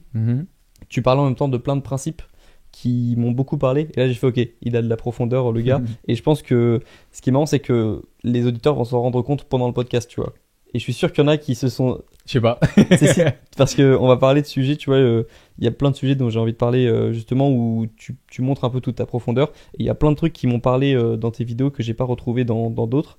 Et c'est pour ça que je voulais parler de toi, avec toi, d'un sujet qui est un peu la spiritualité. Tu vois, tu parles beaucoup de vibes, de sentir les gens. Tu disais dans une vidéo que tu cherchais aussi à te reconnecter plus à ta partie féminine, où tu essayes de... C'était pas la partie yin, ou le yin, ouais. C'est le yin, c'est ça, c'est la partie où tu vas plus capter l'énergie, l'intention des gens de manière assez rapide. Est-ce que c'est ça que tu voulais dire quand tu disais que tu te reconnectais à ce yin? Là, vis-à-vis de cette vidéo en particulier, donc c'était sur mes 7 jours seuls, où en fait, 5e jour, donc tout s'était bien passé et tout, trop bien. Et 5e jour, j'ai eu un emotional breakdown, tu vois, je sais pas d'où c'est sorti, et juste j'ai remis un foulard que ma grand-mère elle avait à l'époque, qui habitait ici d'ailleurs, et ça m'a fait remonter des souvenirs de fou et tout, et en fait il y a plein de trucs qui sont sortis instant, dont beaucoup de larmes, et c'est un truc, en tant que mec, tu sais, on te dit, c'est un peu dans la société, en mode un mec ça pleure pas, un mec ça montre pas ses faiblesses et tout, encore plus quand t'as évolué dans des sports ou un mode de vie qui prône la force, tu vois, genre moi je suis depuis que je suis gosse, j'étais dans les arts martiaux, juste après je suis allé en muscu, maintenant je fais du power, genre il n'y a pas plus expression de la force que ça quand tu soulèves des barres à 250 kilos, tu vois. Faut juste vouloir montrer que t'es fort. Tu vois, c'est bizarre déjà le principe même. C'est des milieux virils. Ouais, viril entre guillemets. Selon même si les gens qui font des arts martiaux, je pense aux gars de l'UFC, enfin les personnes de l'UFC, ils pleurent beaucoup. Hein. Après les combats. Justement, et en fait, marrant. maintenant c'est juste que si tu veux, moi j'en arrive à un stade où je me dis que c'est plus enfin c'est un peu has-been, tu vois, de penser comme ça, et un vrai homme pour moi c'est pas le mec barbu tatoué qui fait pas qui fait 1m90 et qui pèse 150 kilos, tu vois. Ouais. Et c'est plus justement un mec qui est capable d'accepter ses forces et ses faiblesses, alors qu'on critique très souvent un mec qui parle de ses faiblesses, un mec qui se montre vulnérable, tu vois. Et c'est ce que les gens m'ont beaucoup dit sous cette vidéo, et ça m'a grave touché. Parce que j'étais un peu là en mode bon, ça me fait un peu chier de montrer un moment où j'ai les larmes aux yeux et tout sur YouTube, mais vas-y, je vais le montrer parce que ça fait partie de la réalité de mon expérience et tout. Et je pense que ça, déjà c'est plus honnête, et je leur avais promis d'être honnête, tu vois, dans toute cette expérience sur les hauts et les bas. Et du coup, ouais, ma notion d'un vrai homme maintenant, c'est plus quelqu'un qui est équilibré sur ses stades et qui sait, on a tous une partie de polarité masculine et féminine, il faut juste accepter les deux. Et à toi les Asiates ils appellent ça la voie du Tao, tu vois, à toi de savoir trouver ton équilibre là-dedans. Et du coup ouais, je m'étais pas mal enfermé j'ai eu pas mal de phases dans ma vie, et j'ai beaucoup ressenti que j'étais pas très équilibré en fonction de l'entourage dans lequel j'étais, en fonction des expériences que je vivais, en fonction de plein de choses. Et voilà, récemment dans cette vidéo, quand je te parlais de me reconnecter un peu plus à ce côté féminin, ce côté yin des choses, ouais, c'était peut-être plus sur ça, tu vois, accepter d'écouter un peu plus mon ressenti, accepter d'avoir je sais pas, de laisser des larmes couler s'il y a besoin, accepter d'être plus vulnérable, tu vois. Ce qui en soi, dans ma vidéo je dis accepter d'être faible, mais c'est pas vraiment de la faiblesse, c'est justement de l'honnêteté vis-à-vis de ta vulnérabilité qui au final fait que avec du recul c'est même plus fort que d'être là en mode tu vois, genre la position. Vulnérabilité, c'est un bon mot, ouais. Mais faible, c'est connoté, ouais, c'est connoté un peu victime. Ouais, vulnérabilité, c'est un bon mot. Non. Mais ça m'a beaucoup parlé, ouais, parce que quand tu as parlé d'énergie féminine, j'ai tout de suite pensé du coup à ma mère, qui a une énergie féminine incroyable, où elle sent les gens, mais à 10 000 km. C'est une maman, hein. Ouais, c'est ça. Et ouais, c'était dans une phase de ma vie où je commençais à comprendre on avait tous une part d'énergie masculine et d'énergie féminine plus prononcée chez certains que d'autres. Tu vois, c'est beau aussi, je trouve, d'avoir un mélange de chaque, et aussi de laisser s'exprimer plus une partie à des moments de vie, parce qu'elles ont toutes leurs avantages et leurs inconvénients, tu vois. Ouais, c'est ça. Et je trouvais ça pas mal. Et justement, t'es aussi tu mets beaucoup de... Je sais pas si oui, ça vient de tes arts martiaux, tu vois, t'as eu un passé dans les arts martiaux, et je trouve que c'est un sport où c'est même plus qu'un sport, mais on met beaucoup de principes en avant qui parlent de ça, et toi tu y as eu accès assez vite dans ta vie. Ouais. Moi j'y ai eu accès plutôt ces dernières années, mais j'ai appris plein de choses, et donc je suis content que tu parles de ces principes aussi sur ta chaîne, tu vois. C'est cool. En fait, moi je fais plus de vidéos où je me pose comme ça, où je papote en facecam et tout, d'où le fait que je suis en train d'ouvrir une chaîne secondaire à côté pour... Et c'était mes vidéos préférées en plus. Parler de tout ça, ouais. Et je pense que pour beaucoup de personnes. Comme beaucoup de gens me disent, mais en fait, on devient aussi matrixé, tu vois, en tant que youtubeur, en mode, même si tu sais que c'est les vidéos préférées de certaines personnes, quand tu vois que ton average de vue il est à 250K et que tu fais 50K sur un facecam, inconsciemment dans ta tête tu te dis flemme de faire un facecam. Et c'est trop chiant. Donc c'est pour ça que voilà, je me suis un peu remis en question en mode j'ai quand même envie de proposer ce type de contenu. Est-ce que ça a sa place sur ma chaîne maintenant? J'estime que non, peut-être que je reviendrai dessus, mais du coup je vais quand même le faire, mais sur une chaîne à côté, tu vois. Et du coup ta question de base c'était les arts martiaux. Ouais, tous les principes, j'aime bien quand tu parles de tous ces principes autour des arts martiaux. Et donc tu veux créer une chaîne secondaire pour en parler, ouais, pour parler plus tranquille à la caméra. Pour être plus libre, tu vois, aborder des sujets sans me dire putain, le watch time il va pas être bon, ou putain, je sais pas, je vais pas pouvoir parler de ça parce que trop long, ça va pas intéresser les gens, ici et ça. Et en fait, juste me dire, à déconnecter, me dire vas-y viens, j'ai envie de parler de ça, viens, je parle de ça, et viens, je montre un Tristan sans cut, sans accélérer certains trucs, sans penser algorithme, sans... Parce que vraiment, dans tous mes montages, on cut le moindre blanc pour optimiser la rétention, pour que ça aille vite, pour que tu te fasses pas chier une seconde, et au final, bah, ça enlève plein de moments un peu spontanés, des beaux petits moments de vie, tu vois. Parce que oui, on s'en rend pas compte, mais il faut le préciser, les montages que tu fais actuellement, les vidéos que tu produis actuellement, tu t'imposes des standards qui sont assez hauts dans la production, dans l'effort que tu mets. Et donc, comme ça marche, tu as envie de faire que des vidéos comme ça qui vont toutes répondre à ces standards-là. Et donc, c'est à ce moment-là que tu te dis, j'ai envie aussi de faire des vidéos plus posées sur une autre chaîne, pourquoi pas. Ouais, c'est même plus moi en fait. Moi, je suis grave inspiré par les ricains de manière générale. C'est pour ça que ça s'est beaucoup ressenti à l'époque, même dans ma manière de m'exprimer et tout, où il y avait plein de mots anglais qui popaient parce que je regardais que les vidéos des youtubeurs ricains à l'époque. Et donc, je me suis un peu construit avec ce YouTube-là. Et dans le YouTube américain, il y a tout qui va plus vite. Tu vois. La dynamique, elle est beaucoup plus rapide. Il y a tout, c'est un autre game en fait. YouTube France et YouTube US, c'est deux YouTube différents. Et du coup, c'est plus que je suis beaucoup inspiré par ça. Et en vrai, ça marche pas tellement pour l'instant. Les vidéos à la dynamique US en France, ça commence à arriver là, tu vois, 2022, ok.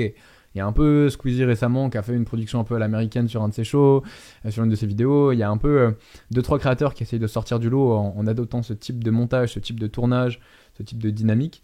Mais on est quand même en retard, tu vois, en France sur ça. Donc c'est pour ça que, en vrai, je le fais pas vraiment pour que ça marche. Je le fais plus parce que moi, c'est ce qui me parle. Et maintenant, mon objectif, c'est que quand je sors une vidéo, c'est bon, il y a la deadline d'une vidéo par semaine qui fait que naturellement, tu peux pas perfectionner ton œuvre comme tu l'aimerais. Mais quand j'appuie sur le bouton publier, il faut que je sois le plus fier possible de cette vidéo. Et c'est vraiment maintenant mon goal. Et c'est pour ça que je pourrais faire des vidéos beaucoup plus chill où je parle de plein de trucs et tout. Mais ça me rend pas... C'est pas le contenu que je consomme et c'est pas ce qui me rend fier de partager ou quoi. Donc, à la limite, dans ces vidéos plus chill où on parle de trucs plus perso qui peuvent apprendre plus de choses, ce qui me rend fier, c'est le retour des gens de la commu. Et c'est en mode, putain, à ce moment-là, t'as dit un truc comme ça et j'ai percuté ça plus tard parce que ça a changé ma vie et tout. Et j'ai eu un call il y a 3 jours parce que tu sais, j'ai un petit créneau Calendly qui est open. Et du coup, j'ai 1 heure par jour de dispo où n'importe qui peut me booker une session. Et on échange sur plein de sujets divers et variés. Et là, j'ai eu un mec qui m'a fait un témoignage super puissant, tu vois, en mode, écoute, moi je te suis depuis longtemps, j'ai 2 enfants, j'ai une histoire de vie très spéciale, et genre, grâce à toi, je me suis pas suicidé plusieurs fois, tu vois. Genre, j'ai fait plusieurs ATS pour tentative de suicide, et c'est grâce à tes vidéos que ça m'a donné envie de pas le faire, et d'apprendre des trucs, et de me sortir les doigts, et du coup, j'ai commencé à faire ci, ça, ci. Tu sais, du coup, je dézoome et je fais, wow. À la base, moi, je fais une vidéo pour moi, tu vois, et je transmets naturellement ce que je suis, tu vois. Mais quand je vois ce genre de retour, je me dis, ok, oublie pas que t'es plus tout seul maintenant, comme avec mon équipe maintenant, tu vois. Oublie pas que maintenant, bah, t'impactes des gens, et c'est pas que des vues sur un écran, c'est des petites têtes comme toi et moi derrière un écran qui peuvent en tirer une vraie leçon de vie potentielle, ou qui peuvent juste essouffler du nez et y faire, et ok, ça va être le de leur journée, tu vois. Et c'est tout. Et c'est trop puissant, tu vois. Donc ouais, le retour des gens, c'est ce qui me pousserait à repartir avoir une chaîne secondaire pour pouvoir parler de trucs un peu plus profonds, tu vois. Ok. Parce qu'on peut pas le montrer, du coup, sur les vidéos qui vont très vite. Ouais. Bah, c'est ça que je comprends, ouais, parce que ouais, il y a une dynamique de vidéo que tu reprends à chaque fois dans la vidéo et tu peux placer un sponsor à la limite, mais placer d'un coup à un moment un passage plus deep. Ouais. Et si tu savais tout ce qu'on fait sauter dans la vidéo, des fois ça me... En fait, j'ai dit à mon monteur, me montre même pas ce que tu me fais sauter. Genre, cut-le. Parce que en tant que créateur, quand tu passes du temps à filmer des plans de drone, à prendre ça et filmer comme ça, et qu'en fait, au final, c'est même pas dans la vidéo finale, ou qu'on le voit 1 seconde, tu te dis, le nombre de fois où j'ai planté des drones sur des tournages pour que les plans ils apparaissent même pas, je suis là en mode bon. Mais si le monteur il l'aimait pas, c'est qu'il y a une raison, tu vois, c'est que ça n'apporte rien à la construction de ça. C'est souvent le cas dans les milieux créatifs quand je me suis intéressé à la rédaction d'un livre. Parfois il y avait des conseils d'auteurs qui disaient écris 10 pages et le lendemain tu retrouves les 10 pages et tu résumes ça en 2 pages. Tu vois, donc il y a toujours une sorte de gâchis dans tes créations, mais qui permet d'avoir une création 2.0 bien meilleure après. Ouais. Toujours. Et tu vois, vis-à-vis du YouTube en France, j'ai l'impression de manière générale que les gens sont très... ils aiment ce côté très spontané, très... les ricains, ils appellent ça character-based, en mode basé sur la personnalité du YouTuber. Alors qu'en Amérique, c'est beaucoup plus concept-based, tu vois, genre, il y a qu'à regarder les top 10 créateurs US, bah, c'est des gars comme MrBeast, des gars comme Yes Theory, c'est des gars comme... Enfin, il y a des concepts, en fait, très forts derrière, alors que en France, on va suivre des personnalités, plutôt, et on va être attaché aux personnes. Donc, tu vois, il n'y a pas de jugement à avoir, c'est pas bien, c'est pas mieux, c'est juste différent. Et voilà, c'est un peu dur aussi de savoir se situer. Moi, je suis comme toi, tu vois, je suis passionné de YouTube, je passe ma vie à manger des podcasts et des vidéos sur l'algo, sur tout, la culture YouTube de manière générale, et aucun autre réseau social m'intéresse autant que celui-là, tu vois. Genre, ça m'appelle vraiment. Et c'est juste dur de savoir toi comment te positionner, tu vois. Donc, C'est pour ça qu'on aime tellement le spontané, surtout en ce moment, que c'est pour ça que Twitch explose. ouais, de ouf. Ils sont trop forts, les gars. Ils De commencent un Twitch et ils font yo les refs, et après ils C'est commencent ça. à parler de sujets de vie. Et Mais là, c'est eux. t'es hook. Enfin, Ouais. je commence à avoir des T'es mots hook. anglais aussi. Ah, ça, c'est d'être dans le studio, ça. T'es, Ouais, tu Ouais, te en fais fait, catch. et moi, après, moi, je me retrouve à faire salut, c'est Greg, bienvenue dans cette nouvelle vidéo. Et là, je fais, mais non, c'est mort. C'est plus spontané quand tu commences une vidéo comme ça. Ouais, c'est vrai. Donc, c'est pour ça que les podcasts, je trouve ça beaucoup plus, ouais, ben, la vraie vie, tu vois. Ah bah, c'est On a laissé, réel. Je sais pas si j'aurais laissé le passage avec les volets au podcast, tu vois. Non, mais c'est réel. Mais ça, voilà, c'est bien réel. sûr. Et moi, ça me fait plaisir aussi d'écouter des. Je comprends l'intérêt du podcast en France en ce Ouais. moment, tu vois. Mais moi, en fait, le pire, c'est que j'adore ça aussi. C'est que je suis autant capable de faire du contenu ultra ricain. Il y a pas longtemps, j'ai fait une vidéo, j'ai affronté mes plus grandes peurs.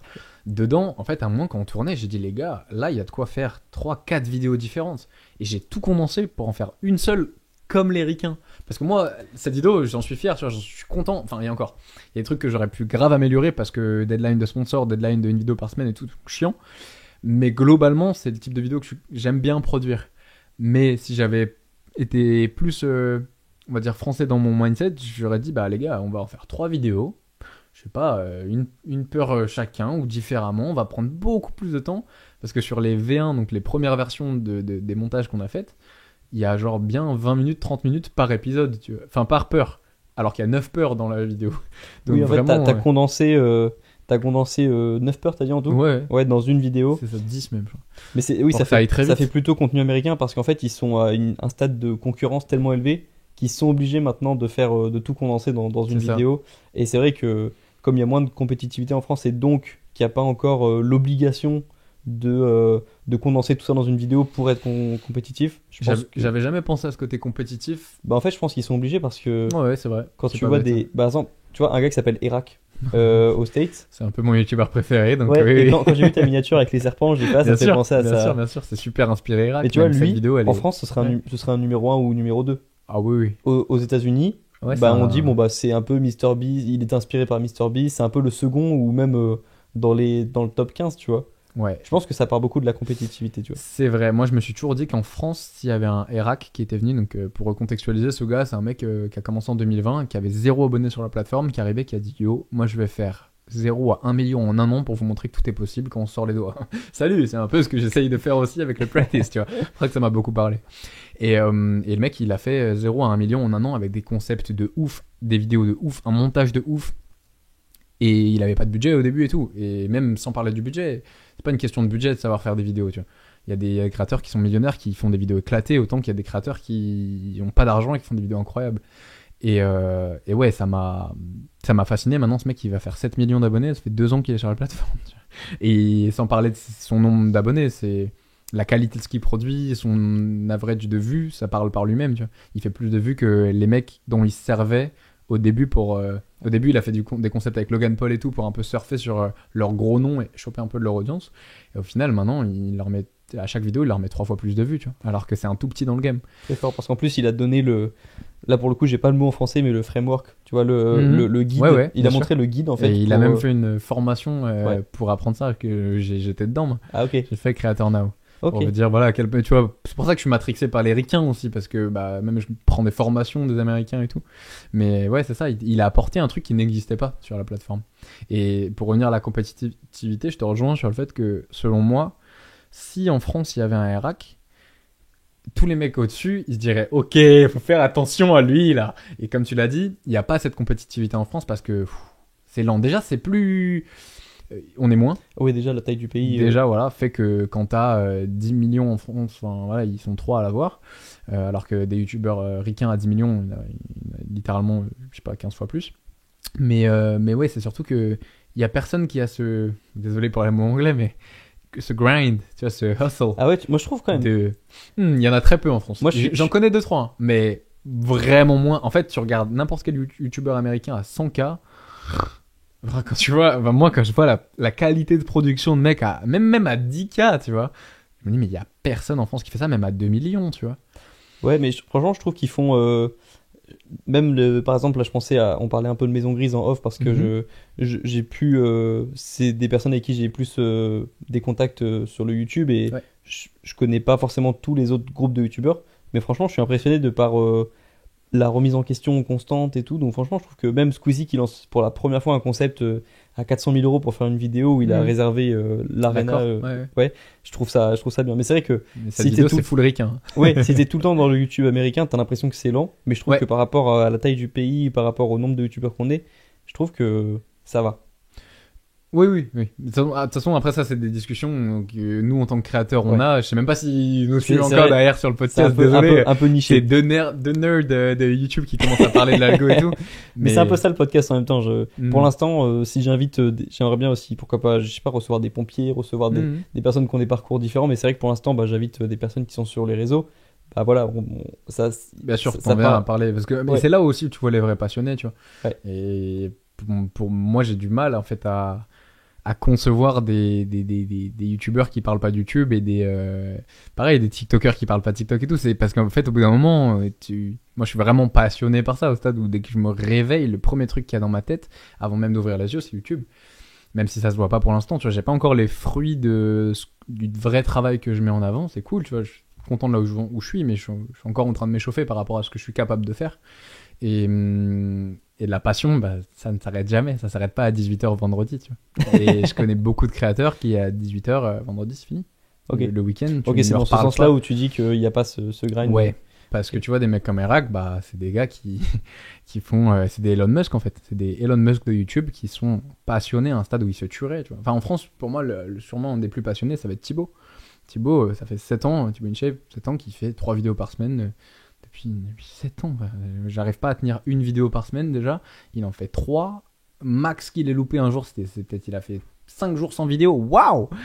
Et en fait, t'as arrivé à un stade où la passion, ça devient. Voilà, c'est plus de la passion, c'est que c'est devenu une machine de production tellement qu'il est passionné, tu vois. Et hors Thibaut, je connais pas trop de mecs vraiment qui en parlent tout le temps, Enfin, de plus en plus, tu vois. Mais dans mon cercle de potes youtubeurs, tu vois, donc on reste des petits parmi les très gros de ce game, tu vois. Ok, c'est intéressant. Bah, ce serait intéressant que j'en discute aussi avec les gros du YouTube français. Mais Après, je pense qu'arrivé à un stade, t'en as marre aussi. Et puis quand t'as fait ton grind et que t'es arrivé là où tu voulais aller, je pense que c'est encore autre chose, tu vois. Tu m'as parlé du bouseux tout à l'heure, bah voilà, je pense que le bouseux arrivé à un stade, il s'est dit, oh, c'est bon, genre objectif atteint, tu vois. Et du coup, naturellement, tu te distancies t'arrives un plus petit vite peu. au sommet aussi en France aussi. Du coup, comme il y a moins de concurrence, Ouais. si tu... Aux États-Unis, enfin, maintenant qu'il y a MrBeast, ils pourront plus jamais être au sommet, tu Ouais, vois, c'est vrai. les Américains qui seront sur le même concept que lui. Mais donc, ouais, bon, ok, intéressant de parler un petit peu de tout ça, YouTube francophone, américain. Je pense que même là-bas, il y a carrément une creator économie maintenant qui se crée, où il y a des podcasts dédiés à YouTube, Ouais. à l'algorithme. Colin and Samir et tout. Ouais, et je pense que ça va venir aussi. Il y a des personnes qui vont revenir sur cette vidéo dans Il y en a, 3 ans. Il y en a, hein, Ouais, le coin même dans- le coin des créateurs et Ouais, tout. et qui vont revenir. Enfin, je pense que ouais, ça va parler à beaucoup de personnes déjà en ce moment, mais en plus dans les prochaines années, Ouais. lorsque encore plus d'autres personnes vont se lancer sur les réseaux et tout. C'est ouf. Ok. Tu sais, je voulais te poser une question d'organisation un peu basique quand je voyais tout ce que tu faisais au quotidien. Organise au quotidien. Mais au lieu de te demander comment tu t'organises, j'aimerais bien te demander si tu te considères comme quelqu'un de spirituel. Parce qu'en fait, j'ai remarqué que la plupart des personnes qui réussissent beaucoup sur YouTube notamment, c'est pas forcément toujours des personnes organisées, mais c'est des personnes qui ont des grosses raisons de faire ce qu'elles font intérieur. La question, est-ce que tu te considères comme spirituel, je trouve qu'elle est un peu spéciale parce que quelles que soient tes croyances et quel que soit qui tu es, d'où tu viens et tout, je pense qu'on peut tous comprendre et admettre que nous ne sommes pas ce corps, tu vois, qu'on est un esprit dans un corps. Et du coup, forcément, quand tu pousses un peu les réflexions et que tu te sers des neurones que tu as la chance d'avoir dans le cerveau, t'en viens vite à te questionner et à te dire ok, bon, il y a ce qu'on voit, ce qu'on entend, il y a tout ce qu'on peut toucher, nos sens et tout, mais il y a peut-être autre chose aussi. Et du coup, ouais, la question est-ce que t'estimes être spirituel, je sais pas. Moi, c'est un sujet qui m'intéresse beaucoup, tu vois, tout l'ésotérisme, tout le côté, tout ce qu'on voit pas en fait, tout ce qu'on voit pas et tout ce qui marche plus au ressenti et tout. Maintenant, faut pas faire attention aussi de pas se manger et pas rentrer dans les pièges de ça. Il y a beaucoup de pièges, il y a beaucoup de charlatans, il y a beaucoup de mésinformations, comme dans n'importe lequel des domaines. Genre, c'est pour ça qu'on a écrit le livre qui est derrière toi, Le mensonge du fitness, 500 pages où on détruit tous les mythes. Et tu vois, c'est un truc très scientifique, pourtant, la nutrition, le sport et tout. Et même dans les milieux scientifiques, il y a toujours deux écoles. Donc il y a toujours une école qui dit énormément de la merde parce qu'elle est un peu lobbyisée, parce qu'elle est un peu sponsorisée, parce que les mecs qui défendent, ils ont des conflits d'intérêts ou quoi. Et t'as l'autre côté, et là c'est un peu la même chose, tu vois. Donc moi j'ai beaucoup appris, j'ai beaucoup été alimenté par des expériences qui ont forcé mon champ de vision et mon champ de perception à s'étendre. Récemment j'ai eu une petite expérience de un état de conscience alternatif, tu vois, un état de conscience modifié qui était très très très intéressant, qui a changé encore une fois toute ma manière de voir les choses. Que t'as cherché à avoir? Que la vie m'a amené à avoir, tu vois. Genre c'était pas prévu, c'est arrivé, je dis ok, on accepte ça. Et incroyable, tu vois. Tu peux décrire un peu ce que tu ressentais à ce moment-là ou c'est difficile? Je peux, mais ça te prendrait 3 heures. Bah écoute, on est en podcast. Moi j'aimerais bien t'écouter parler de ça. Ouais, si je dois te le résumer... Comment t'expliquer ça? Je vais pas t'expliquer le comment, je vais juste t'expliquer le qu'est-ce qui s'est passé et comment je me sentais à ce moment-là, mais c'est juste que j'étais dans... En fait, j'ai perçu des trucs qui me concernaient, mais qui étaient bien plus...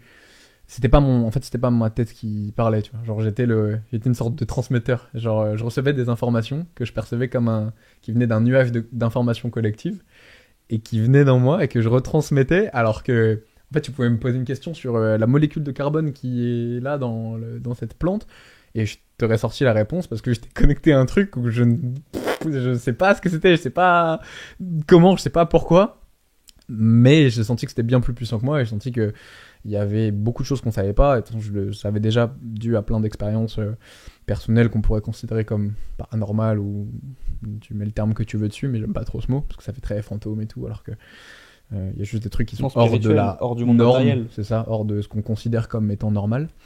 Et juste, ouais, en fait, c'est trop dur de te résumer ça sans te donner tout le contexte. Donc, pour te le résumer sans faire un podcast de 2 heures, ça m'a juste fait comprendre, un, qu'on était petit, deux, qu'il y avait beaucoup de choses qu'on pouvait pas voir avec tout ce qu'on connaît, en fait, et qu'on s'est habitué à plein de choses, et qu'en fait, il y a d'autres sens qu'on a perdus, et plus tu te renseignes, plus tu te rends compte que, je sais pas, si tu te renseignes sur des médiums, c'est des gars qui ont une sorte de clairvoyance, de clairaudience. Il y a des gens qui perçoivent des choses, des gens qui voient des choses, des gens qui entendent des choses, des gens qui ressentent des choses. Et que tu y crois ou pas, ça je pense que c'est juste basé sur tes expériences et ton ressenti, ton niveau d'ouverture aussi d'esprit. Et là il y a 3 petits tatouages, c'est marqué Vibration, Attraction, Intuition. Et il y a aussi cette notion, tu vois, de fréquence. Moi, je perçois beaucoup les choses comme ça, en mode... on est un peu comme une radio. Et plus tu t'entraînes à ouvrir ton champ de fréquence, plus tu peux aller capter des canaux différents d'informations. Et il y a des gens, c'est 1 canal et demi dans leur vie, tu vois. Je mettrai un schéma que j'ai vu sur ce fréquence vibratoire, taux vibratoire. Ouais, par exemple. Et je crois que le sommet, quand tu arrives au sommet... C'est pas la gratitude, mais ça ressemble à... le mot, je sais plus exactement le mot qui est tout en haut de la pyramide, en gros, du taux vibratoire. Mais c'est pas l'illumination non plus, mais c'est en gros un état où vraiment tu es... en gros, tout en haut, c'est un état où tu es plutôt en mode gratitude, et tout en bas, c'est la culpabilité. Ouais. Quand tu vibres le moins haut possible, c'est que tu culpabilises. Je pense que tu as vu un truc bien concret d'un mec qui avait dû faire des études ou des recherches sur ça, mais ça peut s'étendre dans plein de... Il y a plein de critères pour mesurer ça, tu vois. Mais donc on vibre tous, on peut tous vibrer à des fréquences différentes. Là, tu me poses une question comme si j'étais le Dalai Lama, Non, donc non, je saurais pas te répondre. Non, Mais mais je saurais juste te dire qu'en fait, pour finir ce que je disais, c'est que je le perçois plus en mode, voilà, on est tous des petites radios qui, en s'entraînant plus ou moins, on peut élargir notre champ de perception comme une radio qui pourrait aller choper des fréquences beaucoup plus basses et beaucoup plus élevées. Et c'est comme ça que moi, je perçois les choses, que je ressens les choses. Et en faisant du travail sur toi-même, en faisant de l'introspection, tiens, d'ailleurs, c'est pour ça que j'avais ça dans la poche depuis tout à l'heure, en petit cadeau, ah, merci. petit cadeau sponsor. Tu sais qu'on en a parlé avec Léonard. Parce que à la fin des podcasts, j'aime bien poser des questions d'introspection. Ben, en fait, je me suis dit que ça te servirait de ouf. Et donc, on a cherché le nom du jeu parce que lui, il m'a sorti un nom. Il a dit, Ah, le bâtard. il a repris il a il a dit Beyond Introspection, un truc comme Ah ça. ouais, non, Beyond, c'est une société que j'ai confondue, mais c'est pas. Et du coup, ou Beyond, on n'avait pas trouvé le mot. Non, donc c'est Control. Donc voilà, pour la Donc, merci. parenthèse, j'ai créé avec mes potes un jeu de cartes d'introspection. Donc c'est vraiment des questions ultra stylées qui te permettent de creuser sur des choses qui sont très personnelles. Bah, elles sont tout autour de toi, enfin du tableau là-bas. Et pour revenir à ce que je disais, voilà, c'est juste en fonction d'à quel point tu vas travailler sur toi et tu vas t'introspecter, tu vas être capable, encore une fois, de reconnaître tes forces, tes faiblesses, de creuser, de chercher à t'améliorer, à practice dans ta vie pour devenir une meilleure version de toi sur tous les plans. Plus tu te renseignes et plus tu creuses et plus tu te rends compte qu'il y a des choses, encore une fois, qu'on n'est pas capable de comprendre si on s'ouvre pas à ça. Et je sais pas, là, tu vois, souvent les gens qui sont très cartésiens, ils ont besoin d'un moyen très cartésien de se rendre compte que moi je leur dis juste, les refs, quand tu mets ta bouffe au micro-ondes, bah tu captes qu'il n'y a pas des petits lutins qui viennent avec du feu et qui allument ton riz, tu vois. Pourtant, quand tu sors ton riz d'ici, il est chaud, tu vois. Tu l'as pas vu, le feu, c'est des ondes qui ont chauffé ton truc. Tu vois. Ton SMS, quand tu reçois un petit ting, c'est quoi qui fait que t'as reçu le message? C'est des putains d'ondes, tu vois. C'est quelque chose que tu vois pas, mais ça a quand même un effet. C'est bien d'exemple. Et je dis, c'est un peu la même chose, tu vois. Et du coup, voilà, plus tu vas travailler sur toi-même, plus tu vas... Je sais pas, là je pense à une sorte de respiration. Enfin, la respiration, c'est la clé entre le monde conscient, quelque chose qu'on maîtrise, tout ce qu'on peut faire et mettre en place, nous, de manière consciente, et le monde inconscient, parce que avec ta respiration, tu peux agir sur ta pression artérielle, sur ta tension, sur ta fréquence cardiaque, sur tes états de conscience, et tu peux partir vraiment très loin. S'il y en a qui s'intéressent à ça, vous pouvez rechercher tout ce qui est méthode de respiration holotropique. C'est des méthodes d'hyperventilation qui font que tu es littéralement dans un état comme si tu avais pris des psychédéliques ou des psychotropes, et tu es en état de conscience modifié, tu vois, et tu perçois des choses différentes. Il y a des personnes qui sortent de leur corps même lorsqu'elles. Ouais, bien sûr. Il y a des sont... décorporations, ouais. Ouais. Donc voilà, moi, tout ce que je peux dire sur tout ça, c'est juste que voilà, il y a des choses qu'on comprend pas et on aime bien pointer du doigt et tu sais, tout de suite dire, avoir un avis très jugeant, très tranchant sur quelque chose qu'on ne comprend pas. Et avec du recul, moi, plus j'avance et plus je capte que je capte des trucs qu'on m'a dit il y a longtemps, en fait. Et c'est tout bête, mais t'es les trucs que tes parents, tes grands-parents, ils te rabâchent et tout. On m'a beaucoup, depuis que je suis gosse, on me parle, je sais pas, d'amour, de famille, enfin, tu sais, le matériel un peu ensemble et tout. Et plus j'avance, plus il y a des trucs qui font sens, plus il y a des trucs qui font moins sens, et plus j'apprends à ouvrir un peu on va dire, ce champ des fréquences, comme de la petite radio là, et plus j'ai des expériences qui sont vraiment intéressantes, tu vois. Donc c'est dur en fait de pas te faire un podcast entier où je rentre 100% dans les détails de tout ça, parce que ça prendrait vraiment trop de temps, il faudrait trop de contexte surtout. Mais pour reprendre ta question de base, ouais, moi ça m'a beaucoup appris tout ce côté de choses qu'on peut pas percevoir, et notamment j'ai beaucoup appris avec des gens qui font du Reiki, tu vois, des gens qui font du magnétisme, des gens qui travaillent sur tout ce côté de choses un peu moins palpables. Enfin, juste mon grand-père, tu vois, c'est un médecin, il a un 2A en médecine chinoise, il fait de l'acupuncture, genre en tant que médecin. Bah, l'acupuncture, en Occident, on a toujours chié dessus en mode oh, les Asiates, ils ont des lignes imaginaires qui s'appellent les méridiens et tout, ça n'existe pas, regardez, machin. Et en fait, bah tiens, là, la science, elle commence à te dire, ah, en fait, on s'est peut-être un peu trompé. Non, c'est juste que vous n'aviez pas fait la recherche avant, mais on découvre maintenant, tu vois, dans la physiologie, les fascias, par exemple. Le fait que tout notre corps, il est connecté de plein de manières, comme des grosses toiles d'araignée dans tout le corps. Alors que les Asiates, ils te parlent de ça depuis 5000 ans, tu vois. Je pense qu'en Europe, on est très, très matérialiste, très science. Et c'est bien. Et très. C'est bien, la science. Ça doit venir origine des Lumières, je sais ouais, pas. C'est ça. Mais t'as raison, c'est vrai que déjà, on est la génération la plus matérielle jamais existée. Bien sûr. Jamais existé. Et en même temps, je trouve que c'est bien de faire aussi parfois les choses dans l'ordre. et de résoudre ses besoins physiques d'abord. Mhm. Tu vois, prendre soin de son corps, de sa santé mentale, physique, bien manger, bien dormir, etc. Et je pense qu'une fois que tu as accompli ça, tu peux passer à ce que tu vois pas. Mhm.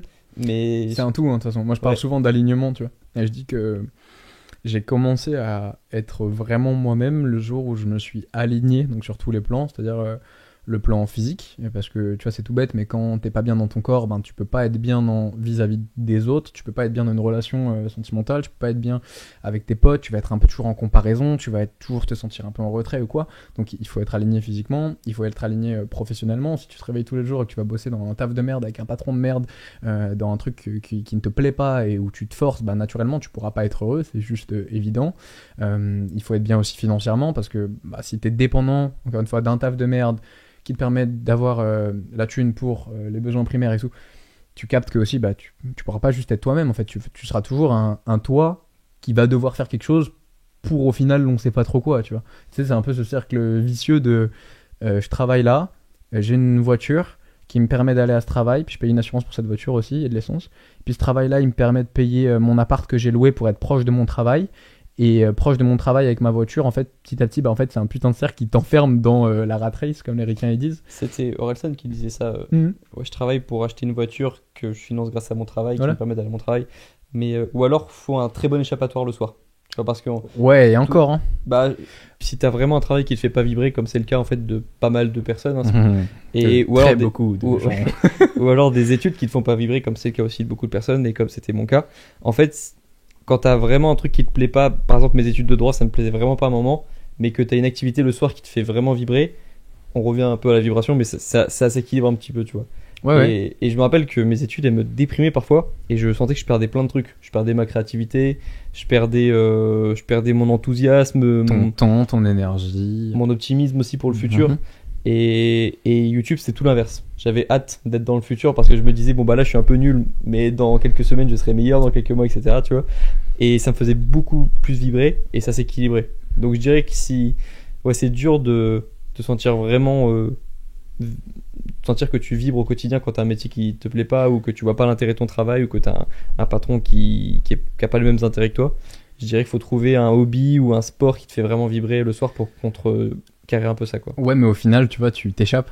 Et en fait, Ouais. ça veut dire que t'acceptes de passer la moitié de ta vie dans ce truc de merde et tu te dis, ok, c'est un truc de merde. Ça veut dire que si t'es honnête avec toi-même et avec ton patron ou n'importe qui te dit alors, ça se passe bien au taf, bah en fait, ok, mais faudrait que tu sois capable de le regarder dans les yeux et de lui dire, c'est extrêmement de la merde et je ne suis pas heureux avec ma vie, mais je le fais pour le côté alimentaire. Par contre, le soir, je kiffe ma vie ici. Tu vois ce que je veux dire?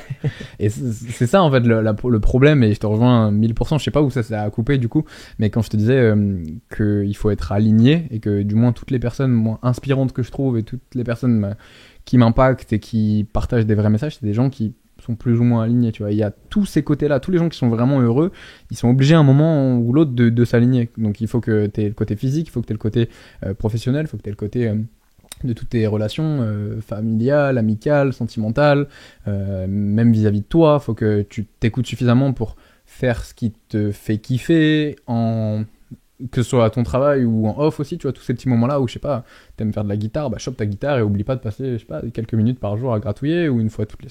On s'en fout en fait, mais juste il faut être aligné et cadré sur plein de points. Et la plupart, ouais, des gens, et c'est triste, bah ils acceptent en fait une vie où ils sont pas heureux sur plein de points. Donc tu vois, c'est pas que le travail ou pas que les études selon moi, c'est vraiment ta vie de manière globale. Ouais. Puis il y a aussi ceux qui. Mais c'est pour ça que je dis. Il y a peut-être ceux qui sont pas du tout alignés, qui vont avoir un changement brutal pour se raligner vite. Souvent, les personnes qui sont un peu entrepreneurs dans l'âme et qui vont tout quitter et qui vont ensuite reconstruire quelque chose d'autre. Mais je pense aussi aux personnes qui vont se raligner petit à petit. Tu vois, qui sont déjà un peu. Parce que quand même, le système, c'est difficile, tu vois, de sortir de ce système où tu as ton travail Bien et puis t'as peur parce que je le vois avec des personnes de ma famille. Moi, Ça je me fait dis, peur. moi, je me dis, Surtout, j'ai eu de la c'est chance. sortir Ouais. de l'inconnu, enfin c'est aller Ouais. dans l'inconnu, c'est sortir de sa zone de confort. Ouais, et hein. puis il y a l'inconnu professionnel de se dire est-ce que si je quitte mon travail, ça va bien se passer Mhm. après, mais il y a l'inconnu aussi financier qui est aussi très qui doit faire très très peur. Ouais, c'est un tout. Ouais. C'est pour ça que être entrepreneur, tu sais, c'est un peu 2021. Il y a un peu eu une mode, ouais, let's go, entrepreneuriat à fond, Gary Vee, waouh, you can do it, tu vois. Et moi, je suis plus là en mode you can do it, peut-être, mais c'est pas fait pour tout le monde. Et que ce Oui, soit c'est pour ça que il y a pour moi la personne qui va changer brutalement, qui va se raligner très vite, faut qu'elle le veuille réellement au fond Ouais. d'elle, tu vois. et les personnes qui vont se raligner petit à petit, qui vont retrouver une passion le soir ou chercher une passion et qui vont se sentir mieux aussi, je pense. Il y a pas de comment dire, de vérité absolue et universelle sur ça, tu vois. Je pense que c'est chacun son chemin, chacun son rythme, mais le plus important c'est d'être honnête avec toi-même, et c'est le truc le plus dur, parce que des fois en fait tu sais, je sais plus quel philosophe disait ça, je sais pas si c'est pas Freud, peut-être que je dis une énorme connerie, mais Si tu regardes la vidéo, parlais, désolé. ouais, si tu regardes la vidéo, désolé Freud. Il est pas très réactif sur Instagram quand je lui envoie des messages. Et je crois qu'il y avait plusieurs il y avait 3 parties. Il y avait genre le toi, le moi, le surmoi et l'inconscient, ou un truc du style. Et en fait, il y a ce que tu dis dans la vie tous les jours, donc de manière très consciente, en mode moi je fais ci, moi je fais ça, tu sais, avec le sourire et tout.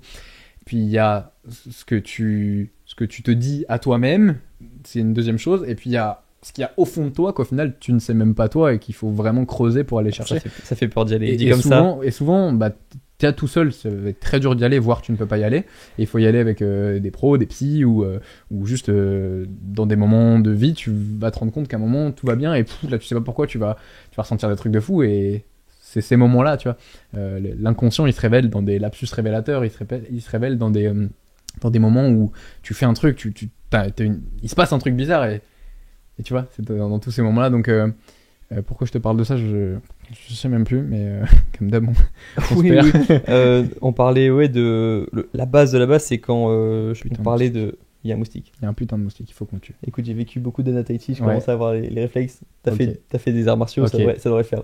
Tahiti, Il est plus pas arts rentré dans martiaux. la meilleure pièce, le. Ouais, je crois qu'il est un peu dans la merde. Il a pas choisi la meilleure pièce. Tu parlais aussi d'inconscient, de choses qui se manifestent de manière inconsciente. T'es un des seuls gars, ou le seul gars que je connais qui, au-dessus de son lit, a des questions d'introspection. C'est vrai. Bâtard. Voilà, pas. Ah, je crois qu'il est là. Je crois que tu l'as. Non, tu l'avais. Ouais, Bref. il y a des questions d'introspection au-dessus de On mon a lit, des effectivement. Un truc qui fait très développement personnel de base. Oh oui, je l'ai. Ah, tu l'as. Nice. You got it. That's my boy. Il a eu ça, c'est des expériences de Tahiti, ça. Bien joué. Je disais, un truc qui au début j'ai fait non, mais c'est des bêtises, développement personnel, l'inconscient, ça fait très David Laroche. Je vois déjà la conférence, comment il pourrait dire, Reconscientisez votre inconscient. Ouais, c'est ça. Ouais. Et en fait, c'était Elio aussi qui en parlait avec sa liste de sa constitution, Ouais. où en fait il avait une liste de principes. Donc Elio Avilamunos qui avait une liste de principes qu'il lisait dès le matin, où il se rappelait ses objectifs pour dès que le début de la journée, à un moment très important de la journée, tu programmes ton inconscient sur les choses qui en valent vraiment la peine, et pas te lever en gros en regardant ton téléphone et directement être influencé par la vie des autres, et ton inconscient va directement être tourné vers les autres. Bref, ça c'est un peu ce que Elio avait dit. Toi, t'as des questions d'introspection au-dessus de ton lit, comme ça dès que tu te lèves, Ouais. t'as la question qui va programmer un petit peu ton inconscient sur les bonnes choses. T'es chaud parce que ça, j'en ai pas parlé beaucoup. J'ai dû le mettre 2-3 fois en story Insta, tu vois, en mode just woke up.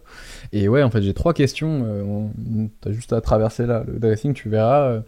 Où en fait, c'est tout bête, mais un jour, je me suis dit, hey, attends, si les trucs les plus importants qu'on devrait avoir tous les matins en intention dans la tête, donc en passant par le conscient pour potentiellement les renvoyer dans l'inconscient, et si en fait on les matérialisait, et en fait je me forçais tous les matins à répondre à des questions, tu vois. Et parce qu'au début je le faisais un peu de manière spontanée, en mode je me réveillais, j'ai un peu un grateful à marquer dans le cou, donc un gratifiant reconnaissant, et je me forçais un peu à me dire alors attends, aujourd'hui de quoi je suis reconnaissant, boum boum boum, et je me forçais à me faire une petite logique. Puis à un moment je me suis dit viens, tu te les mets au premier endroit que tu vois quand tu te réveilles. Et du coup j'ai 3 questions, c'est what are you grateful for, donc de quoi es-tu reconnaissant aujourd'hui, who are you sending love to, donc à qui t'envoies de l'amour aujourd'hui, et what will you achieve today, donc qu'est-ce que tu vas foutre aujourd'hui. Et c'est tout bête, mais c'est ces 3 petites questions qui font que tous les matins t'ouvres les yeux, ouf, et c'est un truc que je vous conseille de ouf, genre acheter des stickers, tu vas sur, je sais pas, stickers personnalisés, tu tapes, tu chopes un site et tu mets n'importe quelle question qui, toi, te fait avoir une petite réflexion de bon matin qui te fait être dans un bon état, tu vois. Et je te jure que de quoi t'es reconnaissant aujourd'hui, c'est vraiment une des meilleures questions, un des meilleurs tips que je peux vous donner, parce que c'est Tony Robbins qui disait ça. Il disait, en français, c'est un truc du style, quand vous êtes dans un état de gratitude, vous pouvez pas être dans un autre état que du bonheur, en fait. Tu peux pas être triste en étant grateful. Tu peux pas être coupable en étant grateful.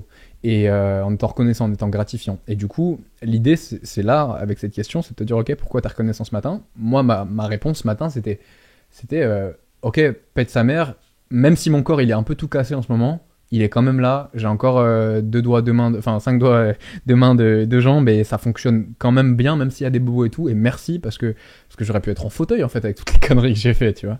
Et là, c'était ça, alors que autant que hier, je sais pas, c'était peut-être, je suis trop reconnaissant d'avoir mon entourage là, et en fait, tous les jours, j'essaie de creuser et de pas répéter la même chose que les jours précédents, et du coup, tous les jours, t'en viens en fait, à t'introspecter. Et après, tu sais, le réveil, c'est quand même quelque chose de spécial, c'est quand même quelque chose de puissant. C'est le premier moment où tu reviens, ton esprit il réintègre ton corps, tu es là en mode...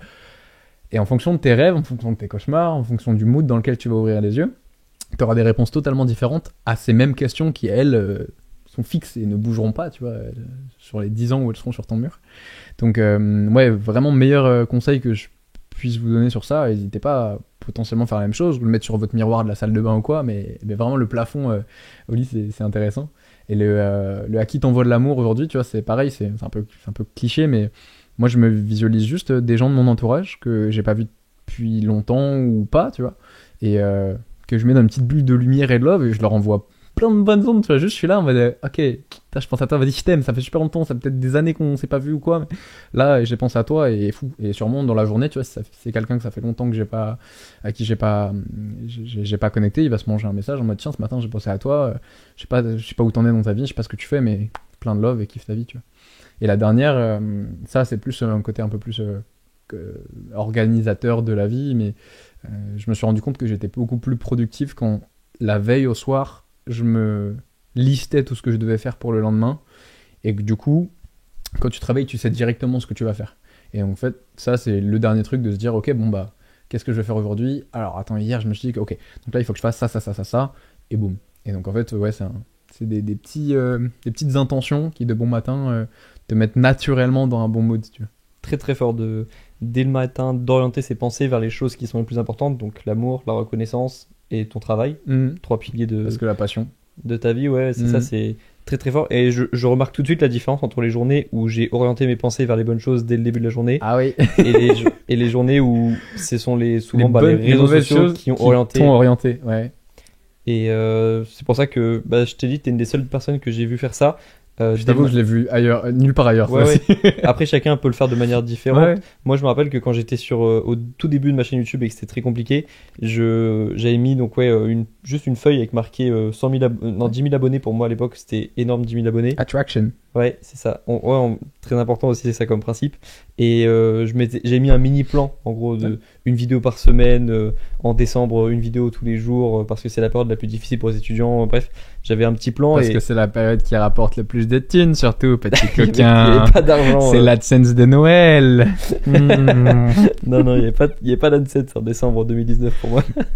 Et donc, ouais, moi, c'était juste un petit tableau, enfin, feuille A4. Vision board, un peu. Voilà.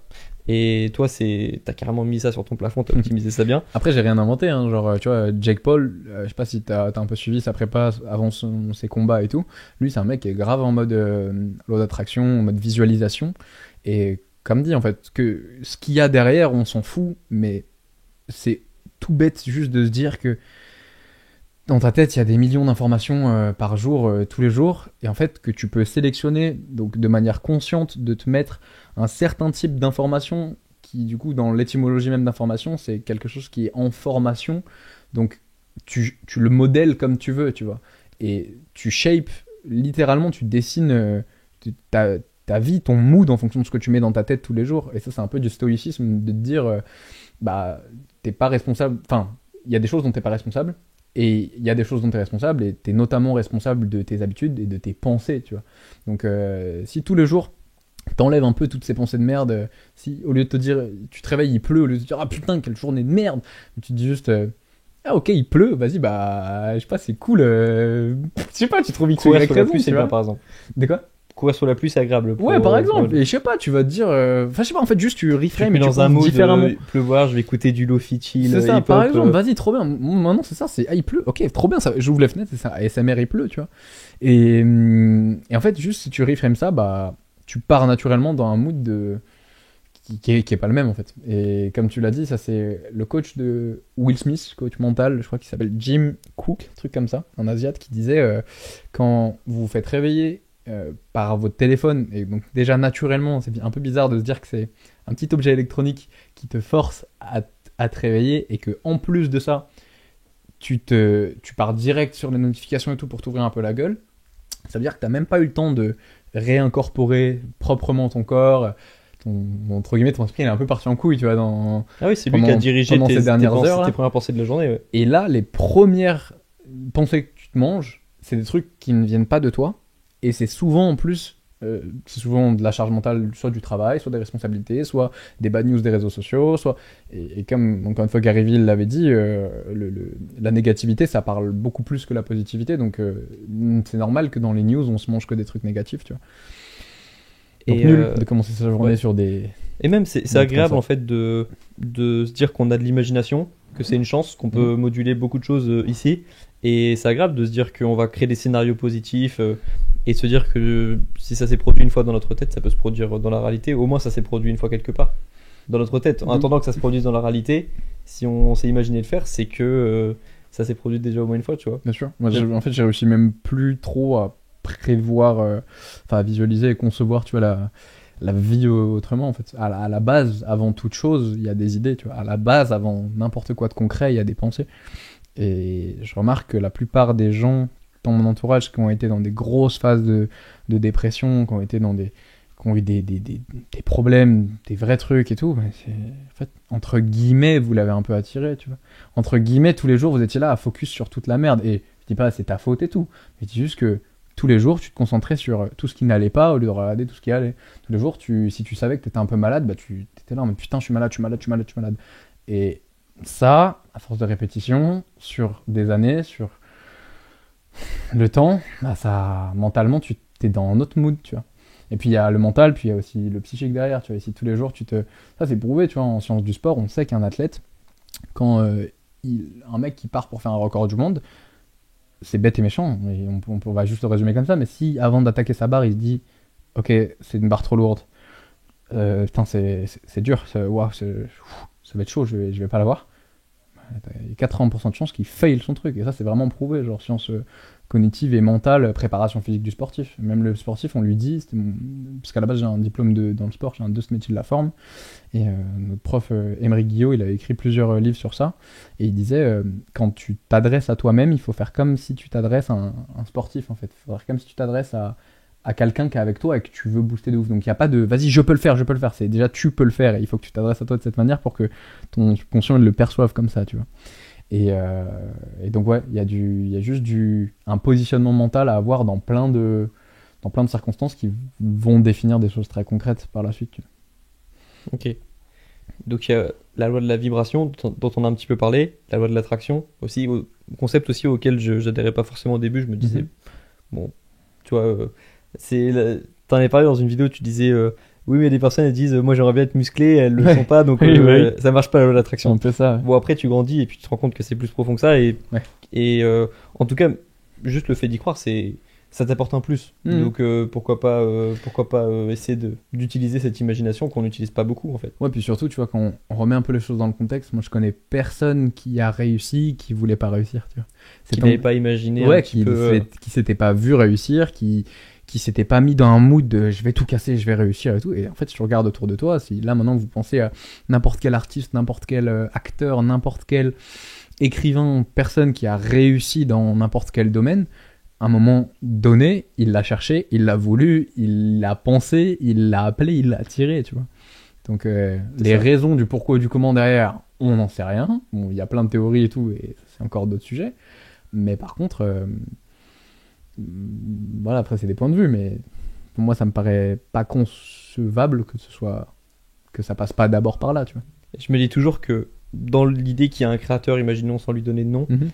imaginons il regarde la planète et là il zoome par chance sur nous et il voit qu'il y a deux personnes qui veulent le même objectif. Tu vois, imaginons qu'il a accès à nos pensées et qu'il va bon, ok, bon, il y en a deux qui veulent réussir sur YouTube, sauf que lui là, je vois qu'il est en train de s'imaginer en train de le faire, tu vois. Donc il a accès à mes pensées, il me voit en train de m'imaginer. Bon bah il va le donner, il va choisir lui, tu vois. Mhm. Celui qui, il y en a deux personnes qui le veulent ou 10, 15, il y en a un qui fait l'effort de s'imaginer en train de réussir ça. Bah on va donner la chance à lui, tu vois. Je vois un peu les choses comme ça, faire l'effort en plus. Ouais.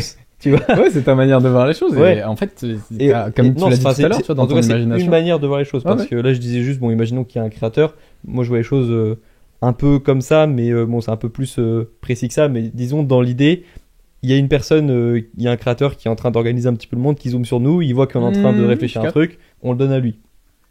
Et ouais, donc, ouais, c'est un petit peu comme ça que je le voyais au début. Et ouais, je sais même pas ce que je voulais dire avec ça. Tu m'as fait penser à ça avec ton tatouage, vibration, attraction, intuition. On en parle un peu avec l'intuition, Ouais. son côté un peu féminin de capter vite les intentions des personnes, la vibe de la personne. Hmm. Il y a trop de trucs à dire sur tout ça, mais ouais, en fait, moi, je me suis juste rendu compte que plus j'écoutais la petite voix au fond de moi, moins je faisais du bordel dans ma vie de manière générale, et plus je m'en éloignais, plus la vie, elle te ramène à l'ordre, tu vois. Et là, il a fallu que je me blesse de partout pour que j'écoute enfin mon corps et que je capte qu'en fait, je suis vraiment physiquement fatigué de tout ce que je fais, tu vois. Et à un moment, bah, quand ça fait, je sais pas, ça fait plus de 2 mois que je suis sur une prépa de power, j'ai explosé tous mes max et tout, bah, le corps, il a quand même une charge, tu vois. Quand je suis allé chez l'ostéo, il m'a insulté, il m'a dit, mais frère, il m'a dit, tu t'entraînes comme un athlète de haut niveau, alors que t'as pas la récup d'un athlète de haut niveau, ok, ça va, tu manges bien, t'as un peu des connaissances et tout, mais t'as pas derrière les étirements pour, t'as pas les massages pour, t'as pas la récup pour, t'as pas la cryo pour, tu fais rien d'autre. Et des fois, il y a des nuits, tu dors 3 heures parce que t'es sur tes tournages et tout, il me dit, t'es débile, frère. Il a raison. Il a raison. C'est dur d'être youtubeur pro et en même temps. Non, mais et surtout que pour moi, je me compare à des mecs comme mon coach, tu vois, de Pana, un mec qui a un deadlift à 290, un squat à 260, ou 220, je sais plus. Bah, je me dis, moi, avec mon petit squat à 170, c'est nul en fait. Tu vois, je suis tout petit, avec mon petit deadlift à 230, waouh, c'est bien pour moi, mais c'est rien comparé à ça. Et en fait, on a tendance à toujours se comparer à autre chose et à jamais prendre du recul sur waouh, tout le chemin qu'on a fait, et le fait que c'est déjà énorme, et tu vois, bah là, l'ostéo, de manière concrète, pure analyse précise, qui voit passer des sportifs tous les jours, me dit juste, frère, t'es débile si tu te rends pas compte que tu t'entraînes comme un athlète de haut niveau alors que t'as pas le background derrière pour, bah t'es débile. Donc voilà, tout ça pour dire, ouais, bien, depuis que j'écoute un peu plus cette petite voix au fond, bah ça va mieux.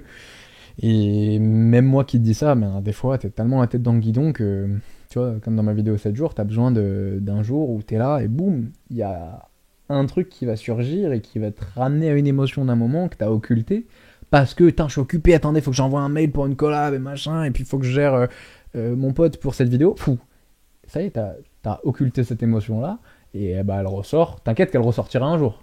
Et elle est multipliée en plus. Et elle sera sûrement plus forte parce que tu l'as cachée un peu, tu l'as dit ta gueule, tu vois. Ouais. Jordan Peterson disait qu'un conflit délégué, c'est un conflit multiplié. Ouais, bah je suis d'accord avec ça. Et au final, tu vois, beaucoup des meurtriers, des gars qui font des grosses dingueries, des pédophiles, des violeurs et tout qu'on voit, bah quand tu regardes, ils ont tous eu des problèmes à l'enfance, tu vois, des problèmes refoulés, ouais, qu'ils ont. Je pense qu'il y a beaucoup de gens, s'ils avaient. Enfin, je pense que l'humain à la base, il est pur et que c'est l'éducation que t'en as, c'est les valeurs que t'en viens à avoir en grandissant qui font que tu deviens plus ou moins fou. Et je pense que la plupart de ces gars-là, ils auraient pu être sauvés si juste ils n'avaient pas eu, tu vois, ils avaient pu verbaliser leur peur, ils avaient pu verbaliser et travailler sur toute leur faiblesse, tu vois, comme on disait au tout début, tu vois. Ouais. Il y a beaucoup l'enfance aussi qui joue. Énormément. Ouais, je remarque ça. C'est souvent le cas, quoi. C'est très souvent le cas. Et encore une fois, tu vois, quand t'as occulté des problèmes toute ton enfance, bah, quand ça ressort à la vingtaine, à la trentaine, il y a moyen que ça change ta vie. Hein. Sans parler des problèmes d'enfance, souvent lorsque je remarque que j'ai une pensée où je me dis, bon bah là j'entends ma petite voix, mais je sais que je peux lui dire non ou oui, tu vois. Souvent j'ai 10 secondes pour l'écouter. Et si je l'écoute pas, après j'oublie et je regrette de pas l'avoir écouté. Genre j'ai un éclair de lucidité. Comme quand tu réfléchis à tu sais, t'as des trucs que t'as un peu procrastiné à faire. Souvent quand tu te rappelles, t'as 10 secondes pour le faire. Ouais. Sinon tu après, ça repart dans la tu conscience. réoublies. C'est ouf. C'est sûr. Et, C'est sûr. et parfois ça revient deux fois quand même, ton cerveau te le remet dans ton conscient et tu lui dis non plus tard, ça repart dans l'inconscient, et quand ça revient dans le conscient, c'est que c'est la deadline officielle, Ouais, genre sûr. il est 23h50. C'est sûr. Et c'est pour ça que. Attends, qu'est-ce que je voulais dire vis-à-vis du conscient et des trucs qu'on occulte? Ouais, que en version simple, c'est plus tu vas te cacher des trucs à toi-même, plus en fait, bah déjà tu vas porter un masque. Et moi, je le vois comme ça, je me dis, des gens qui sont vraiment honnêtes avec eux-mêmes, c'est des gens qui ont pas de tabou en fait, qui sont capables d'avoir une discussion avec leurs potes, mais à leur carte sur table, tu vois. Il y a un écrit que j'aime beaucoup qui s'appelle Les 4 accords Toltec, qui doit être dans la bibliothèque juste à côté de toi. C'est, je sais plus l'auteur exact, c'est Don Ruiz quelque chose. Ouais. Et dedans, il y a en gros avoir la parole pure, la parole en or, la parole impeccable. Ouais, que Et- ta parole soit impeccable. Et il parle du fait d'avoir comme un casque, tu vois, on va dire un casque de vérité, où en fait, si tu le prends et que je mets le casque, bah en gros, ce casque, il contient la réalité de tout ce que je pense et tout ce que je suis. Et en fait, tu devrais être capable de... Là, je peux te le mettre, et en mode, tu captes vraiment qui je suis de l'intérieur, et tu captes vraiment toutes mes intentions, toutes mes pensées, toutes mes peurs, tout ce que je suis, tu vois. Et en fait, moi, je me suis rendu compte que toutes mes relations ultra profondes et stylées et puissantes que j'ai là, que ce soit amicalement, que ce soit sentimentalement, que ce soit familial ou quoi, c'est quand tu réussis à avoir cette parole impeccable là. Ah, déjà, donc il faut l'avoir avec toi, ensuite il faut l'avoir avec l'autre, il faut avoir les couilles de lui dire certains trucs de toi que des fois même à toi t'as pas envie de te dire.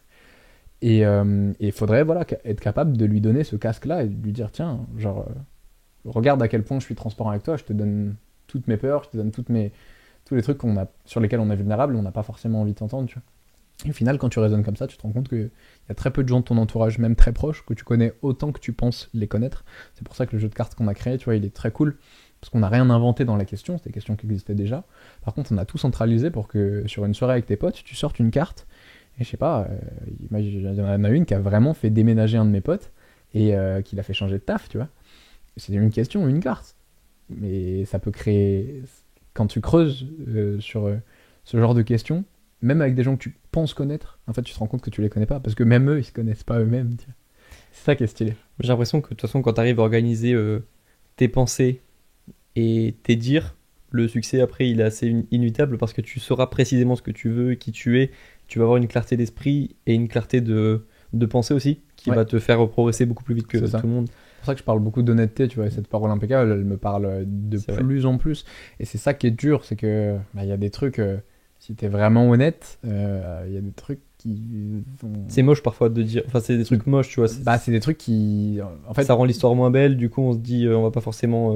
non, c'est plus des trucs où c'est socialement pas forcément accepté, tu vois. T'as le droit de pas ressentir quelqu'un. T'as le droit de dire, là, je ne me sens pas à l'aise avec cette personne. Sauf que bah, professionnellement, quand cette personne c'est ton patron et que tu te sens pas à l'aise avec lui, bah, tu peux pas lui dire, ah, je me sens pas à l'aise avec toi. Donc encore une fois, tu vois, on en revient à si t'es vraiment honnête avec toi, si tu te sens pas à l'aise avec une personne et que tu t'en viens à être obligé de travailler avec lui tous les jours, bah, il y a un moment, soit tu vas te mentir à toi-même et tu vas accepter un truc enfin, tu vas tolérer un truc qu'au fond de toi t'acceptes pas et du coup ça va créer une frustration. Soit tu sors de ça, et sortir de ça, ça veut dire sortir de sa zone de confort, aller dans de l'inconnu, et c'est tout ce dont on parlait tout à l'heure, tu vois. Donc, Et encore, moi je voilà. dirais que si j'avais un patron, parler mal de lui, ce serait vraiment au bout de mes priorités, tu vois. Moi mes priorités, ce serait de bien parler lorsqu'il y a des amis, tu vois, de pas raconter de mensonges lorsque je suis vraiment avec des personnes proches de moi. Ouais, ouais. Mais c'est vrai que quand tu arrives à le faire avec toutes les personnes autour de toi, mais un truc qui m'a aidé moi pour ça, c'était de me dire si la personne de qui je parle, elle arrivait dans la pièce, est-ce que je Est-ce que tu changerais. continues Ouais, c'est ça. Ça m'a beaucoup aidé, ça.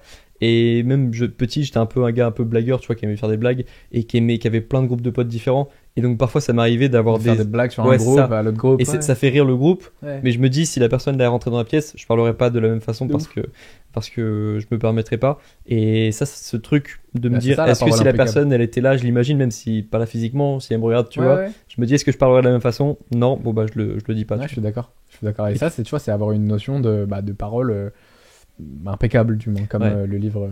Et ça, c'est un l'apprends, truc tu du stoïcisme de prendre du plaisir dans le fait de s'abstenir, tu vois. Ouais. Parce que tu peux prendre du plaisir dans le fait de produire, de faire, mais tu peux en prendre beaucoup aussi dans le fait de t'abstenir de dire un truc ou même de faire un truc que t'avais envie de faire avec une pulsion qui venait, tu vois, de pas Mhm. le faire. Et tu te rends compte, une fois que la pulsion elle est passée, t'es là. C'est Tyson qui disait ça aussi en mode pour moi le succès c'est plus de d'avoir des trophées, de mettre des gens KO et tout. Le vrai succès maintenant, c'est de plus tromper ma femme, tu vois.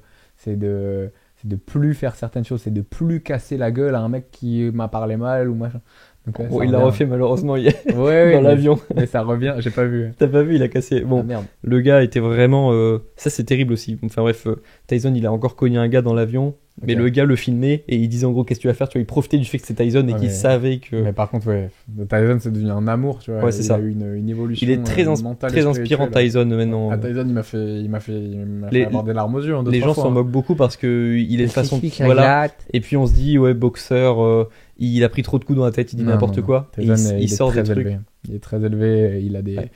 Il est pas... En fait, il y a aussi ça, tu vois, un proverbe que j'aime beaucoup qui dit... bon, il y a Dieu dedans, mais c'est en mode Dieu donne ses plus grosses batailles à ses plus forts soldats. Tu sais. Et c'est vraiment ça. Et quand tu vois... Tu vois, tous les mecs que je connais qui ont réussi, tous des mecs qui ont pris trop cher dans leur vie, et moi y compris, tu vois, même si la notion de la réussite, elle est très subjective. Et moi, j'estime que j'ai réussi dans le sens où je fais ce que je veux tous les jours, où je veux, quand je veux, avec qui je veux. J'adore ce que je fais. Et j'ai pas de... Enfin, c'est les pressions et les responsabilités que je m'impose, tu vois, en soi. Donc c'est dans ce sens-là où je dis que j'ai réussi. Et je reprends juste le fil de tac, tac, tac. Tu disais que. Attends, je reviens juste l'arborescence, c'est le problème, il faut juste toujours la faire revenir. Ah oui, et que Tyson, du coup, en l'occurrence, quand tu connais vraiment l'histoire de sa vie, tu captes que t'as beau avoir eu des problèmes, t'as pas eu de problème. Il y a toujours pire, et il y a toujours mieux, et toujours pire, mais quand tu vois la vie de Tyson, bah, tu captes que si t'es passé par ce par quoi il est passé, et que t'es encore là, tu t'es pas mis une balle, bah déjà, c'est que t'as réussi. Et encore plus, si t'as réussi à évoluer et à apprendre de tout ça, c'est que t'es God level, tu vois. C'est un peu comme les élastiques. La vie, elle a tellement ramené Ouais, vers ouais. le bas qu'une fois qu'il est sorti de ça, boum, il est parti champion du monde à C'est 18 ça. ans. C'est ça. Mais même dans ses réussites, il y a eu énormément de douleurs, énormément de... Entourage toxique, agent qui le ruine, son agent. Ouais, non, mais Ah des ouais. trucs de fou. Enfin, Terrible. on n'est pas à bourbaler de sa vie, mais des trucs de fou qui font que plus j'avance et plus je me rends compte qu'il n'y a pas de gens qui réussissent vraiment dans n'importe quel domaine sans qu'ils aient eu des vraies prises de conscience qui souvent passent par des vraies douleurs. Et ça, une fois que tu captes ça, bah, t'en parlais il y a pas longtemps, il me semble, hein, mais t'es obligé de... Pour moi, la douleur, la souffrance, il n'y a rien de plus... Il y a rien qui te En fait, ça te met dans, capter ça te met dans un autant état de de choses. lucidité que tu n'es pas capable d'avoir sur une base régulière. Plus que de la lucidité, c'est que la douleur, encore une fois, c'est une information. Mm. Quand t'as mal quelque part, physiquement, c'est ton corps qui dit « Hey, là t'as fait du bordel mon pote, donc j'ai mal ». Et en fait, c'est souvent, t'as mal à la tête, tu prends un Doliprane et c'est le pire truc à faire en fait. Parce que si t'as mal à la tête, c'est qu'il y a peut-être autre chose qu'il faut aller voir. Et nous, on te dit « Ah, j'ai mal à la tête, je prends un truc qui fait que j'ai plus mal à la tête ». Du coup, tu ressens même plus l'information. Et au final, bah, y a quelque chose qui est déconnecté. Parce qu'à la base, il y avait un message de ton corps qui disait il y a quelque chose qu'il faut capter. Peut-être que tu dors pas assez, peut-être que t'es stressé. Parfois, en peut-être plus, c'est surtout de la déshydratation. que... Ouais, mais ça peut être plein de trucs, tu vois. Parfois, Et vraiment. du coup, c'est- tu prends Doliprane, tu continues à pas boire, et puis tu sais pas ce qui se passe, mais ça fait de la merde. Donc, Ça peut aider, mais c'est pas la solution long terme à choisir de préférence, quoi. oh, c'est quand même plus, de manière générale, que ce soit sur un problème physique, une petite maladie, ou un problème plus profond dans le mental ou dans le psychisme, c'est quand même bien de travailler sur la source des problèmes plutôt que des symptômes. Ouais, t'en avais parlé, c'était bien d'en parler, mais ouais, je confirme. Mais c'est vrai que ça prend du temps, donc forcément, bah c'est. Est-ce que tu supprimes un peu de ton confort? C'est faire les choses sur le court terme ou sur le long terme? Sur le court terme, bon, bah prendre un Doliprane, ça t'aide Mhm. sur le court terme et t'oublies un peu la solution sur le long terme, mais bon, c'est de la gratification immédiate contre gratification décalée. Mais t'as raison d'en parler, et c'est bien dans la nutrition, c'est bien dans la vie, et puis voilà. Bon. 100% agree. J'aime bien poser une question aussi pour finir le podcast qui est juste qu'est-ce que je peux te souhaiter pour 2022? 2022, T'aimerais en être où le 31 décembre à 23h59? il y a plein de trucs différents, mais en objectif très concret, je cours après le 1 million d'abonnés depuis super longtemps, tu vois, pour revenir un peu dans le côté très matériel des choses. Il y a le trophée des 100 000 au-dessus de toi, là, et c'est cool, mais je visualise bien le petit jaune, je parle pas de moi, là, du coup, le trophée jaune qui arrive. Le Golden. Et en fait, en vrai, le trophée, c'est la résultante de quelque chose. Donc je m'en fous du million en soi, mais le million, ce sera la résultante de moi qui ai cherché à être la meilleure version possible de moi-même. Et ça, c'est vraiment mon but perso, en fait. C'est pas faire de la thune, c'est pas faire des vues, c'est pas machin, c'est être la meilleure version possible de moi dans tous les aspects où je peux l'être, tu vois. Et donc, le jour où j'ai réussi à produire ce que je suis capable de produire, ce que je veux vraiment produire avec la fréquence que je veux produire et la qualité et l'impact que ça a, bah en fait, le jour où tous ces curseurs-là, ils sont à 100%, je serais ultra fier de moi et c'est vraiment mon objectif de vie, tu vois. Et qu'en fait, dans tous ces curseurs, un peu comme sur ta table de mixage, là, il y a aussi le côté sport. Donc là, en ce moment, c'était devenir le plus fort possible vis-à-vis de moi, pas vis-à-vis de quelqu'un d'autre, pas chercher à être meilleur que quelqu'un d'autre. Vis-à-vis de la santé, c'était d'avoir la meilleure santé possible. Vis-à-vis de mes relations, c'est d'avoir les meilleurs potes possibles, les relations les plus solides. Pareil avec copains, copines, famille. Tac, tac, tac, tac. Le pro, pareil. Et en fait, le but, c'est juste que tous les curseurs ils soient montés le plus possible à 100%. Et du coup, si je réussis à faire ça, bah, naturellement, le trophée d'1 million, il devrait pas tarder à arriver. Donc, meilleur truc que tu pourras me souhaiter, ouais, c'est ça, c'est de réussir à level up tous ces curseurs pour, si possible, bah, être le plus aligné possible, parce qu'une fois qu'ils sont tous en haut, tout est aligné. C'est encore cet alignement. C'est encore ça, tu vois. Et on en revient à ça. Meilleur conseil que je peux donner à n'importe qui, c'est de chercher à être aligné sur tous les plans et à s'écouter vraiment au fond, parce que on a tendance à avoir un mental menteur. J'aime bien cette expression. Et ça parle beaucoup aux gens qui réfléchissent, surtout quand ils sont capables de prendre du recul. Et un peu seul aussi, qui s'oblige à avoir un peu de solitude aussi, je pense. Peut-être aussi. Enfin, en tout cas, moi, c'est ce qui m'a aidé, parce qu'avant, j'arrivais pas à me parler à moi-même. Ah oui, dans ce sens-là. Oui, 100%. C'est les balades seules. La solitude aide énormément. C'est pour ça que j'adore être seul aussi. J'ai besoin de solitude. Le nombre de fois où je vais marcher tout seul en forêt à 2h du mat, où c'est tout noir et il y a aucune lumière. Ah ouais, 2h du mat, ok. Là, je te jure, ça m'arrive très souvent. Et c'est ces moments-là qui te permettent d'avoir des vraies prises de conscience quand t'as aucune sollicitation, aucune interaction, aucune information, aucune vibe qui ne vient pas de toi, tu vois. Parce qu'on est toujours sollicité par plein de choses, on s'en rend pas compte. C'est ça. Donc, mais les gens n'imaginent même pas qu'une balade régulière peut changer la vie, mais en tout cas ceux qui le font, vous verrez. C'est ça. Donc ouais, n'hésitez pas à bosser sur tous ces petits plans-là et franchement ça peut littéralement changer des vies.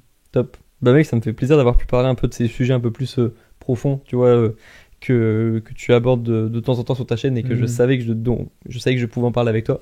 Donc mec, merci beaucoup. C'est cool mon gros. Merci beaucoup. Et merci beaucoup pour ça. J'espère que vous aurez apprécié le podcast. Et je te souhaite d'avoir ce million, d'être aligné sur tous les points et de passer la meilleure année possible, parce que tu taffes beaucoup et tu le mérites. Je te retourne la chose. Je sais pas exactement quels sont toi tes objectifs, mais je me fais aucun doute sur la suite logique des choses et le fait qu'il va t'arriver plein de bonnes choses. Merci mec. Ciao. Peace.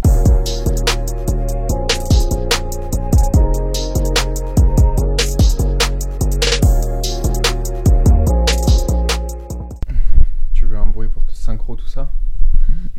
On peut faire Let's go. C'est bon, c'est synchro. Oui, c'est bon, ça va être synchro. Perfect, mec, perfect, comme on dit. C'est le meilleur clap qu'on a jamais fait.